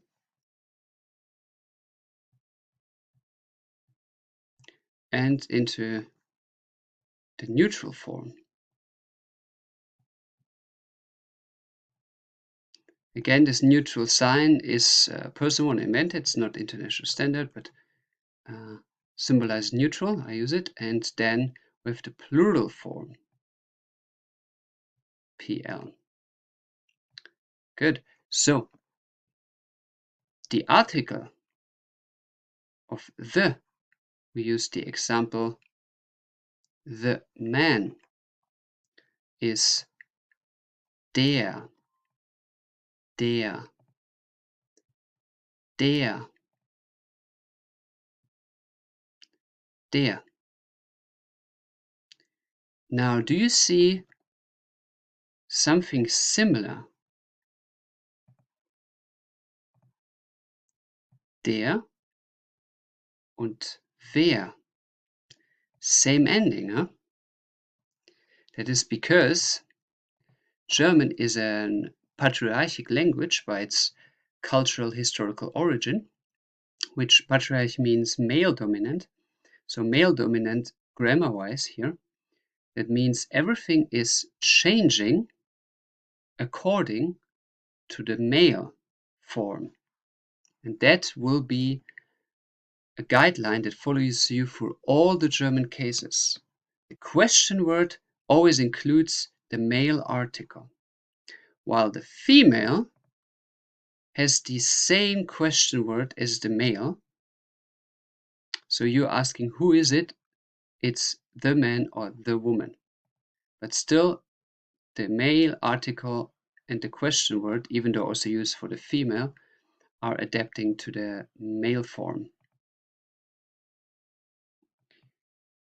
Let's give it some more space here. Okay, there. Now we go with female. The woman ist die Frau. Die Frau. Die Frau. And for you to have some examples, always say sentences with examples, not always just single words, for your brain to memorize things faster. Der Mann, die Frau. Der Mann, die Frau.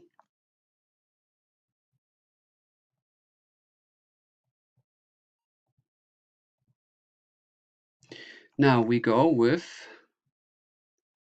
das Kind as an example. Das Kind. Das Kind.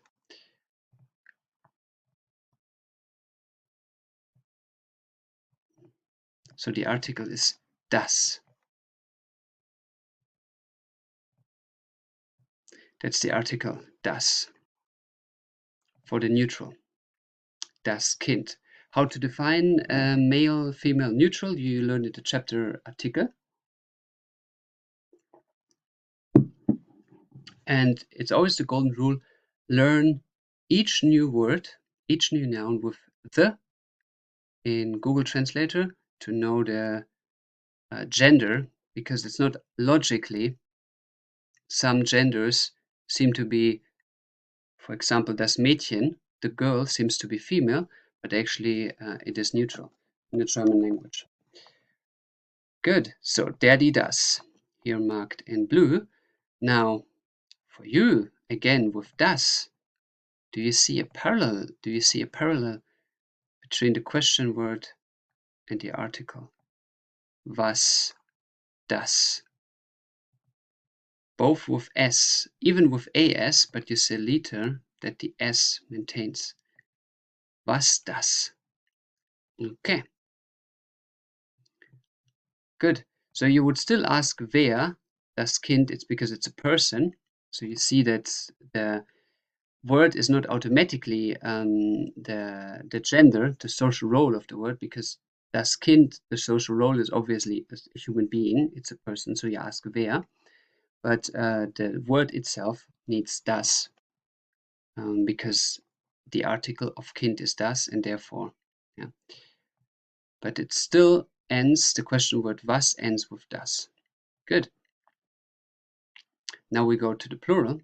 For example, the plural of children. We can also take the plural of woman and man. It's no different, but we take now of the children. Let's say, for example, die Kinder. And there we see again, die Kinder. The plural form always has the article of the female form, die. So we see a parallel, and the article is die.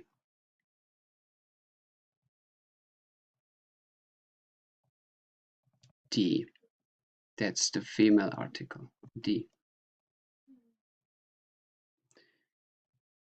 Now, that's for the defined, for the forms. We zoom out a bit and we see a clear relation in between singular, female, and the in plural. Now, let's go to the undefined article. A man in German. Ein Mann. A man.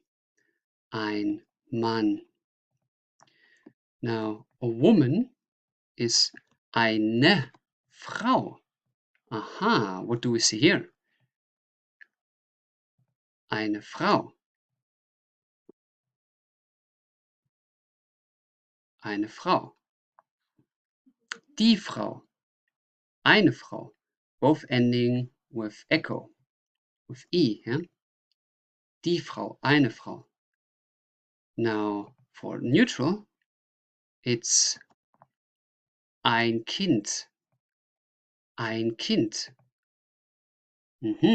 So we see a parallel here between the male and the neutral. Ein Kind, ein Mann.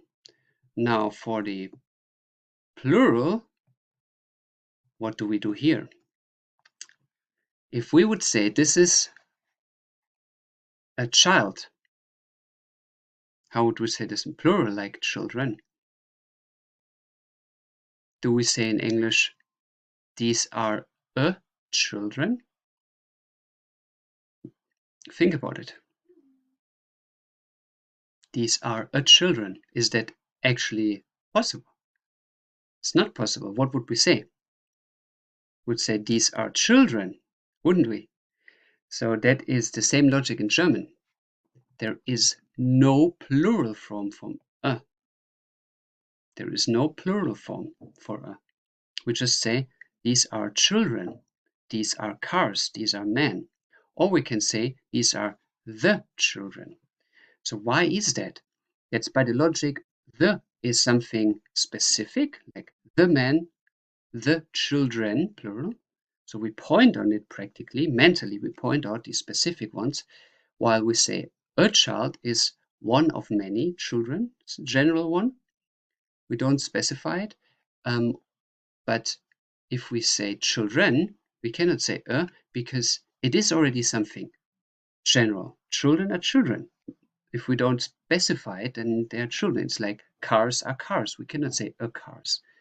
So we don't need to point out anything because they are just the general thing. So therefore, it's not existing. Okay, good. That's it. So these are the articles in the nominative. And we now move to the personal pronouns, which you already learned in the chapter, personal pronouns and verbs. But for now, you will understand why the personal pronouns are the way they are. So first, Personalpronomen. Personalpronomen. Personal pronouns, like how do I call out people? So the first person pronoun in English is I. In German, ich. I and ich, you already learned the similarities in the chapter of the personal pronouns. We don't repeat it here. Now, you ist du. Yeah, clear. Now we go with er. Let's zoom in. Er is, excuse me, we go with he, which is er. Er. Do we see something here? He ist er. Now look up here. What we have already. Der. So, er, he, der, wer. Good similarity, isn't it? Here. Who is the same ending with the, it's the same ending with he. Wer, der, er. Magic. And helps a lot to remember. So that's because it's a patriarchic language. And for you to see the cultural background, the cultural history, the same parallel existed already in English, but changed over the times. But you can still see some traces, or might have changed. I'm not an historian, but we have definitely the same roots as English. Was strongly influenced by a German tribe that lived in northwest Germany called the Angeln, and they moved around the year 450 to England, and therefore formed the Engeln, which came to English. So the, in English, for example, is also including he. The is also including he. So there you see the same pattern.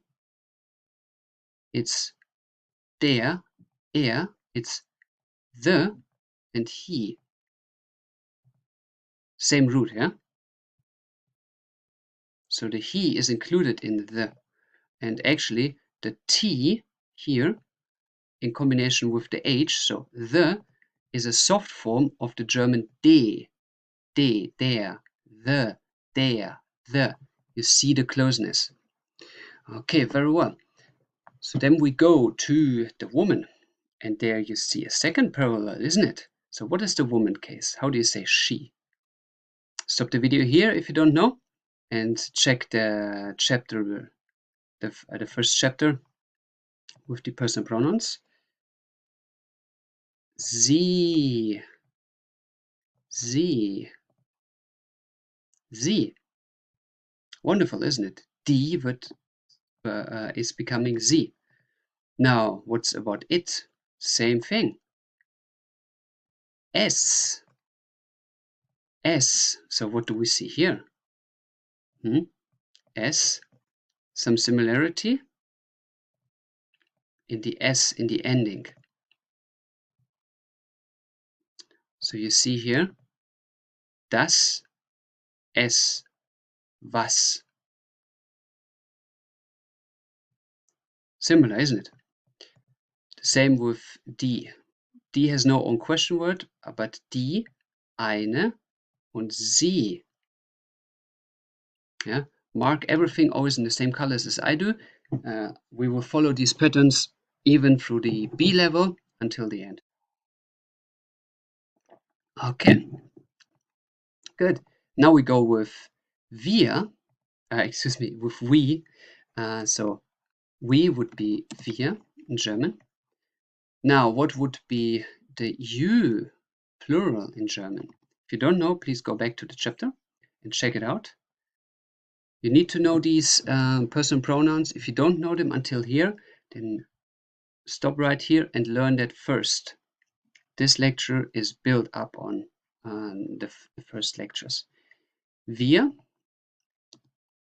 ihr is you, we and you in plural. Now, what comes in the plural?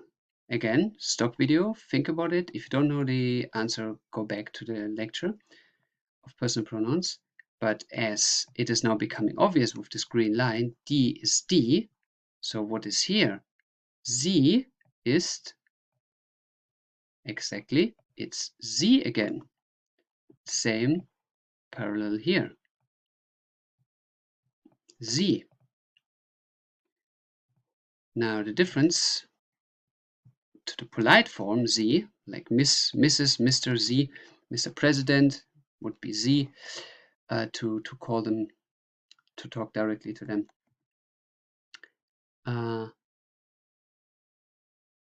And this is just with a capital letter, but the rest stays the same. The rest stays the same.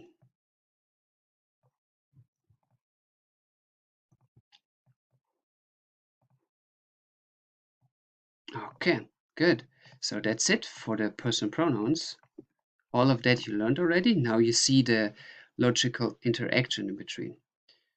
Now let's come to something new.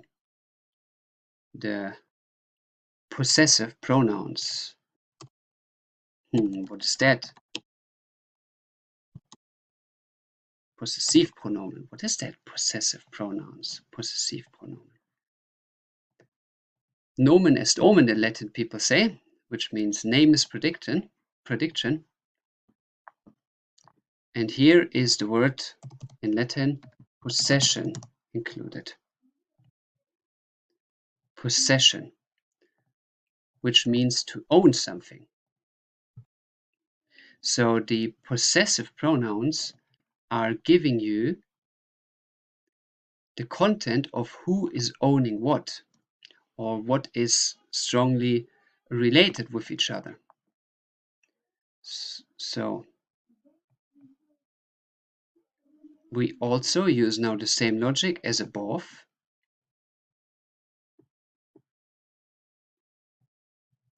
Copy paste for down to define the possessive pronouns.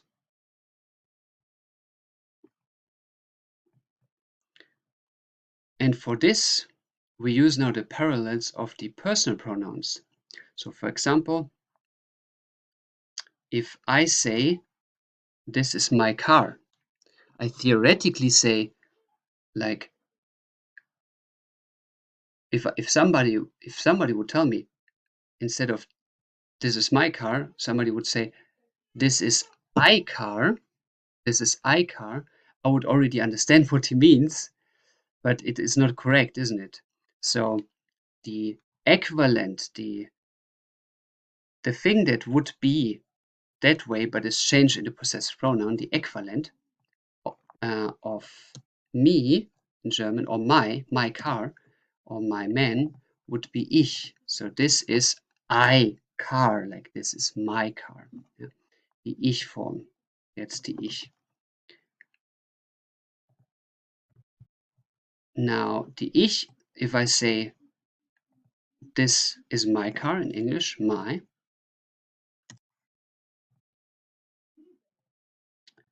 then how do I say this in German? That's the question. Instead of ich Auto, you would say, this is my Auto, mein Auto, mein Auto, mein Auto, mein Auto. Das ist mein Auto. Something you know in this word already, mine. Mine includes what you learned up here. Ein. Mein, ein. So there is obviously a parallel between the undefined a form in here and the possessive forms here. Mein, ein. And the logic with Germanic languages is we just put an M in front of something if it is related to us. So for example, in English, my. In Norwegian, min.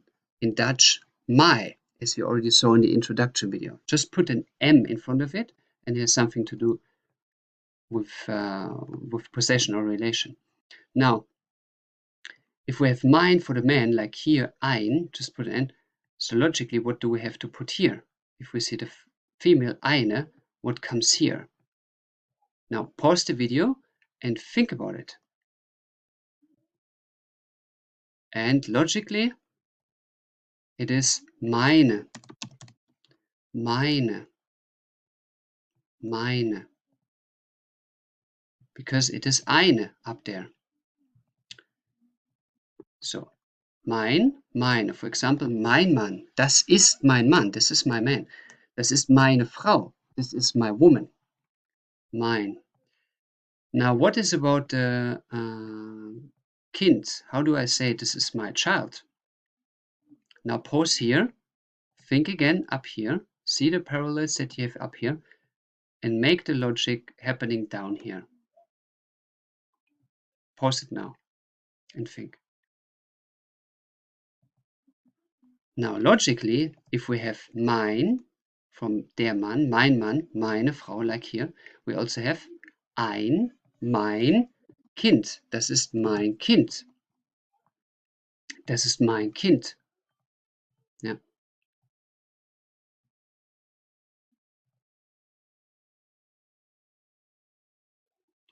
Now, what comes with the plural?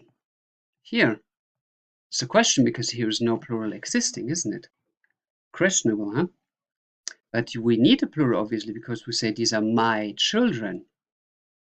So here is no plural existing up here because there is no general plural of something. General, like plural is general, but this is something specific plural because it is, you say, this is my thing, it relates to me. It's not a general thing, it's my specific. So you say, in that form, in the logic that you saw up here, die is die, female is plural. You do the same with the possessive pronoun. You say, meine Kinder. Das sind meine Kinder. These are. Das sind meine Kinder. Das sind meine Kinder. Happening with the equivalent of du, if it's not my, but yours. Or your car, for example. Your car. Now, in German it would be, das ist dein Auto. Dein Mann for the man. Dein Mann. Das ist dein Mann. Dein. What do you see here?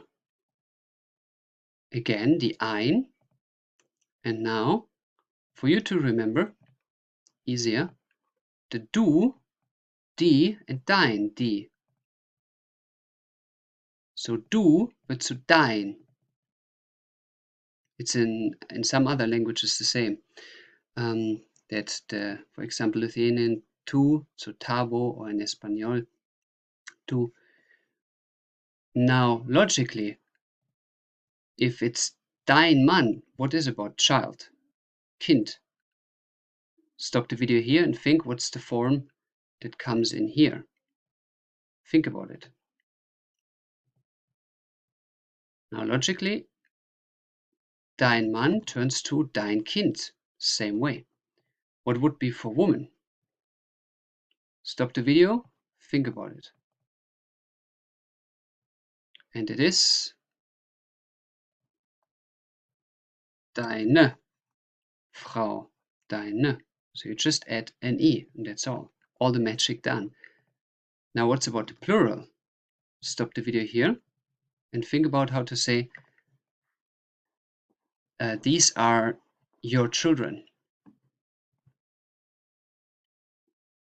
Now, answer is das sind deine Kinder. Das sind deine Kinder. Yeah, same parallels again. Now we go with the male er. Er. In English, he. Excuse me. Yeah, in English he, but the possessive pronoun is his man, for example, his car. His car. His. So now the German version of that is sein. Sein. Sein.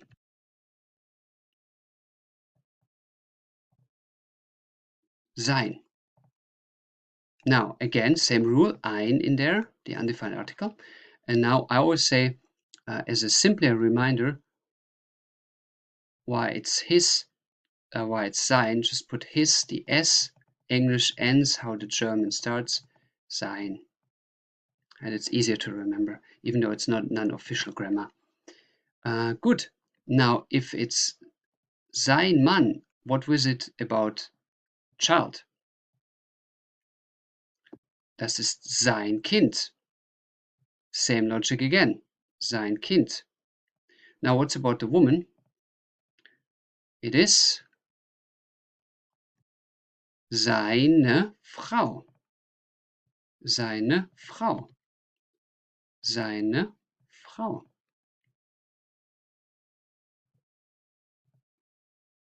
Seine Frau. Now, if it's seine Frau, what is it about the plural? How would you say? His children. His children.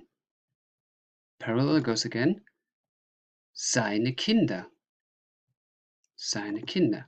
So, there we go. These are the male forms. Now we come to the female, sie. But before we point out the female,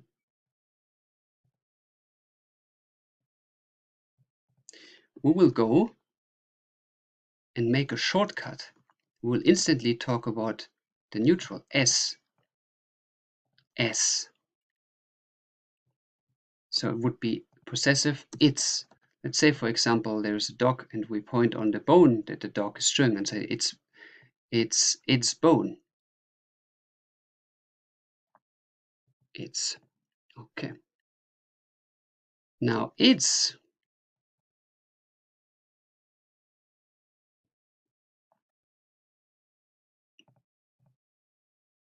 has a very beneficial advantage in German. Look at the parallel here, up there. So ein is ein Mann, ein Kind, yeah? We got this logics also here. I mean, mein Mann, mein Kind. Now this is about the undefined article, and the undefined article defines the possessive pronoun. So if the logic goes between these, the logic also goes between these. Now tell me, what is the form of its man? Stop here, think about it. And we come to the conclusion that everything in the male line, everything here, goes the same way as everything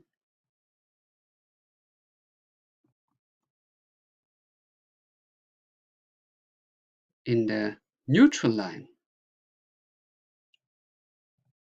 So neutral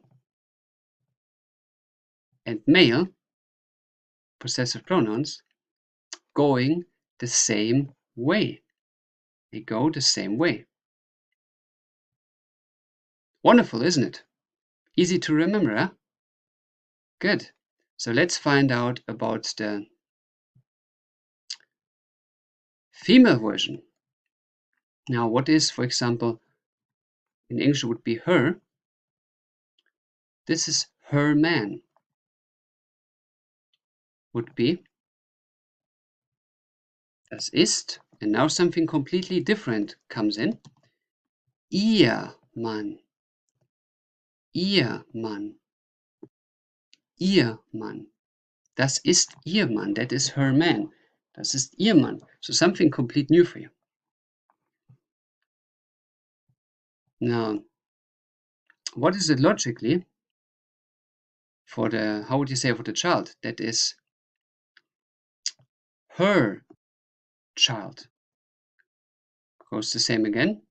Ihr Kind. Now, what would it be for that is her woman? Or, for example, her bag, die Tasche. The bag, die Tasche. Die Tasche in German female. The bag is female. So, her bag.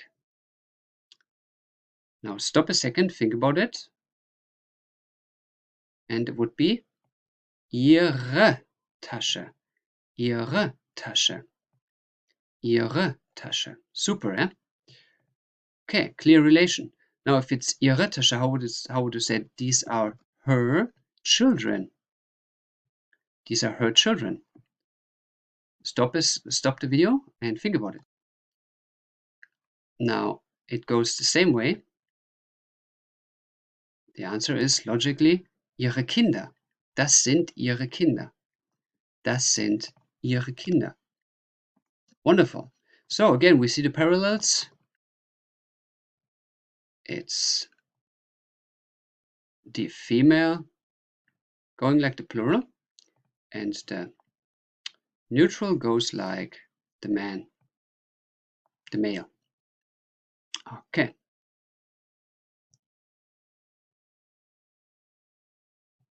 Yeah? Good. So far, this is the singular. And we're now going to move to the plural. But before this, stop the video here and repeat the singular forms, just for you to feel more comfortable with it.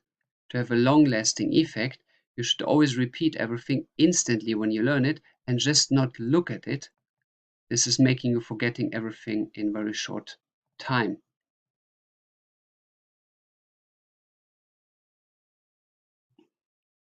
So this is the singular.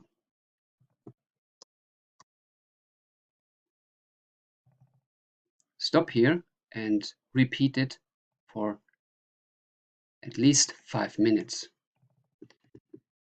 Now we continue with the plural. Plural, the first equivalent would be we. We. So how do we say this car is we? We don't say this. This is, in English, ours. Or this is our car. Our. Now in German, our, we say unser. Unser. Das ist unser Mann. That is our man. Das ist unser Mann. And here you, again, at the end, you see the male dominance. Unser. There's again er. Das ist unser Mann. Das ist unser Mann. It's our man. Now, if it's our man, how do you say our child? Stop here. Think about it. It's very obvious. Unser. Das ist unser Kind. How is it for woman? Das ist unser and then unsere Frau. Das ist unsere Frau. Unsere Frau. Unsere Frau. Unsere Frau. Okay. Now how is it for children, plural? Das sind unsere Kinder. Unsere Kinder. Wonderful. Now, next comes ihr. Ihr. The plural you. Now, for a lot of people, that's very confusing because ihr is also the possessive pronoun. But for you to culturally understand what's the background of ihr and ihr, why it's so similar, that is what I can only guess. It's nothing scientific.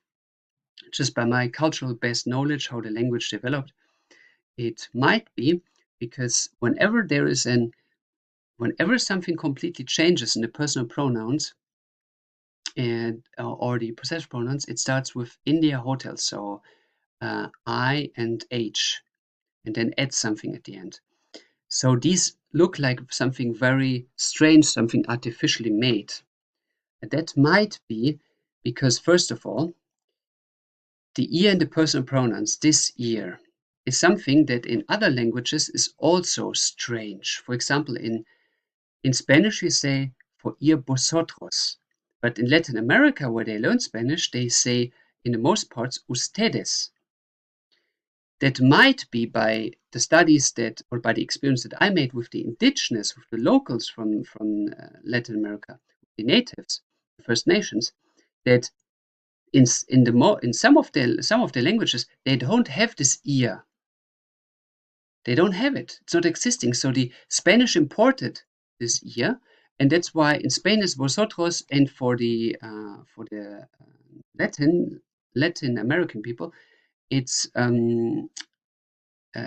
ustedes, which is actually something different. It's more a polite form of saying, and ustedes is not really used for ear in the sense of you in plural, in the sense of there are many people in front of me that I talk to, and I separate myself, I exclude myself from them. It's a second person. Like du is I talk to you, I talk about something about you, not about me. I exclude myself. And ihr is the same, like I as a single exclude myself to the people in front of me, to these many people, which might logically be by what I experienced with farming cultures, with farmer communities, that this excluding myself to the many people in front of me is actually for a farmer not possible, because the people in front of me, the farming people, are my community around me, and I cannot exclude myself. So instead of vosotros, instead of ihr, instead of you plural, I instantly talk about we. Nosotros, for example, in Spanish, or wir. So it is an unlogical thing for a person who's always living with the people around him to separate himself from them, saying ihr. He can only say wir, we. So that might be the historical reason.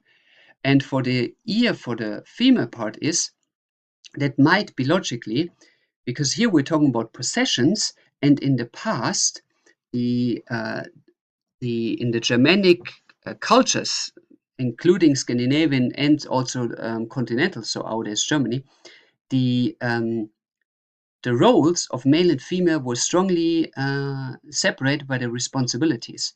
So the man was responsible for everything outside of the house. He had to go to the gatherings, he had to fight in the wars, he had to work on the field hard. The woman also had to work on the field hard.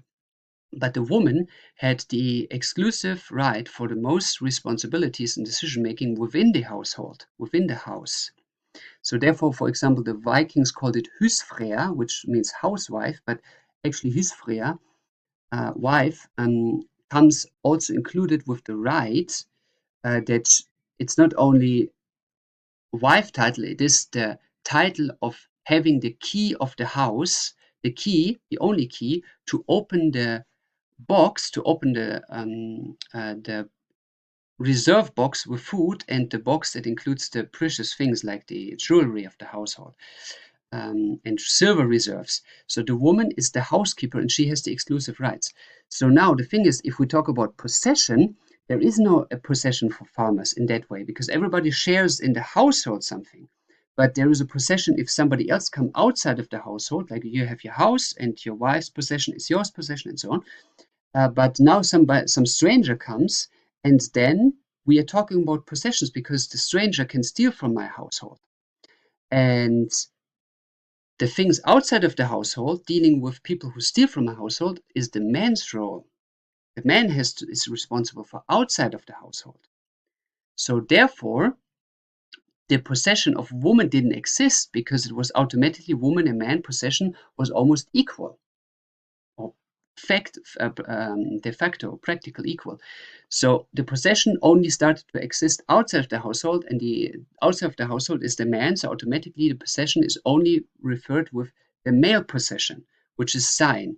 And if something new comes into the German language, it's ihr. It starts with IH.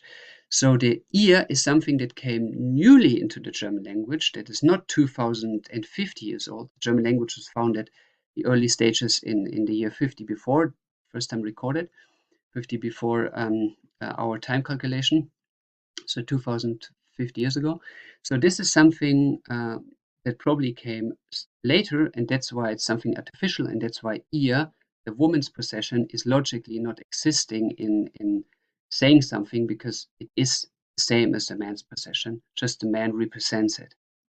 That might be a cultural reason for it. We are now approaching the last case. So ihr is now clear. Whenever something changes in the possessive pronouns or personal pronouns, it's something probably new entering or new put into the German language. That's why it's so different.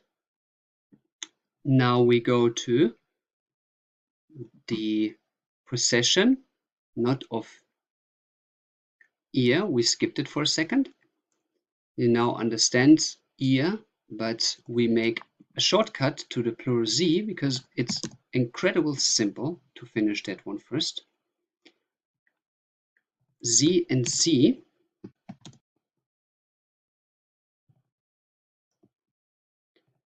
Now, how would in English it would be theirs, like their car, there. And the good thing about there is there is a parallel that you already know, like something that goes the same way, which is here. You see, plural, singular, female, she is always like the plural. So if that is the case, you also see it here. If that is the case for these, it's also the case for this one and for what line as well. Again, this one, make it clearer. Now stop the video here and think about it. What line is affected? So it must be this one. So the logic tells us now that what is written here, the possession of a female singular, must be the possession of the plural as it follows, as it follows the same logic. So sie singular is the same logic as sie plural, and that goes for the possessive pronouns as well. So we copy paste it down here and connect it. Good. So that's it. And now we come to the final boss, the end one. The hardest of all the possessive pronoun, as it is so irregular. Let's see here how we can draw that perfectly for you to understand. I made my notes, and first of all, here, you in plural in English, if it's your car in the plural, like let's say the family has a car and then you say, hey, it's your car, then in German, that is now completely different. It is euer. Euer. Can you repeat? Euer. Euer. Euer. Euer. Euer. And here we see again the parallel, the male dominance, euer. Now if it's euer here, let's say it's euer Mann. It is your man. It is euer Mann. What is it for the child? It is euer Kind. Euer Kind. And now what's for the woman? That is different. That is an exception. Exception we always mark like this. For the woman, there is a rule happening that the ER turns into RE. It's switching. So it is, what is it then? Eure. Eure. Eure. Eure.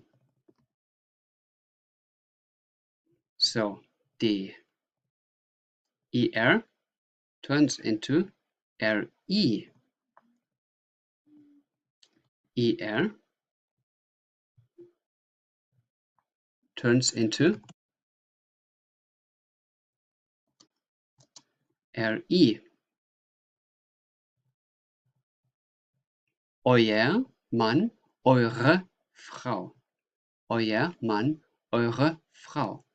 Now what is logically about children? How we say your children? These are your children. Das sind, stop the video here. Think about it. It's eure Kinder. Ta-da! Eure Kinder. Moves parallel as the female. And that's it. That's the hardest to learn about the German language. Now, we shortly go over again for you to understand how do you learn these, how do you use these columns of the possessive pronoun, which is, first of all, if you want to translate, let's say, that is your man. If you want to translate the sentence and you're not sure anymore of what the your is, this possessive pronoun, you first check horizontal.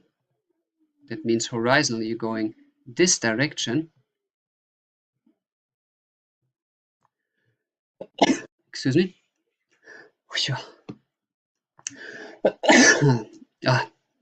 You go horizontal, like the horizon, and you check here in these lines, this one, which person's possession you talk about. So you ask yourself, whose possession is it? Whose possession is it?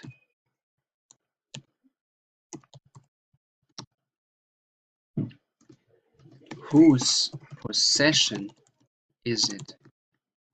Whose possession is it? So you ask yourself, is it the possession of I? Is it the possession of you? Or is it the possession of he, she, it? In this case, it's clearly it's you. So it must be the answer must be somewhere in this line. Yeah, it's du, you, your. So the answer must be somewhere in this line. Now, secondly, you ask yourself the question vertically, so the other way around, vertical. What is the gender of the possession? What is the gender of the possession? So the possession thing here is the man. You're a man. I mean, he's not possessed, but he is binded in a way, or you would call it possession. But you're a man. So what is the gender of the man in German? You Google, and then you see der Mann. So der Mann, the gender vertically is this one. It's male. So now you had this line because of your vertically, and now horizontally it must be something in this line. So that is crossed over. Dein. So it must be das ist dein Mann. Das ist dein Mann. And that's how you use this effectively, if you ever forget how to use it. Das ist dein Mann. Okay. And this is it. So you now know all the width of the nominative. You know how to use and why to use the articles, you know the personal pronouns, you know how to say possessions, and you know the cultural background why we have this strange ear 2 times, like here ear and there ear. And now it is up on you to train this structure. Like driving a bicycle, it's just a matter of training. So now every day, minimum 5 sentences you write,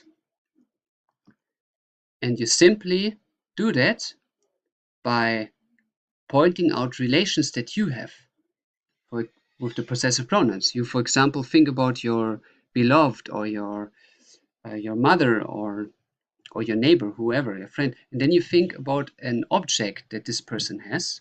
For example, you think about, let's say, you think about your friend. Yeah? Then you think about your friend has a car. Then you imagine this car, and then you think, okay, how can I describe a relation? So you think the same scheme again. It is his car, like your friend is male, for example. His car, so man. His car, horizontal. And then you Google the car, you find das Auto. Then you have to connect his, das, so it's sein Auto. Das ist sein Auto. And these are the sentences for the exercise you always write down. Work. Always write down for the singular. That is, in German, das ist. While for the plural, the homework is always that are, which is in German, das sind. And you will make yourself this exercise, your friend's car, for example, that is his car, das ist sein Auto, and then you put this in the plural. Das sind seine Autos. You check it, plural, okay, car. Plural, like the gender doesn't matter, plural has one gender. Dann his at the end, seine Autos. And you do 5 examples with 5 new nouns every day, and it will be as easy as driving bike. So, you learned everything about the nominative, you know how to know your homework. Now it is up in your hands to decide the fate of your German progress. Thanks a lot for your time, and I'm looking forward to teach you the next grammar session. Bye.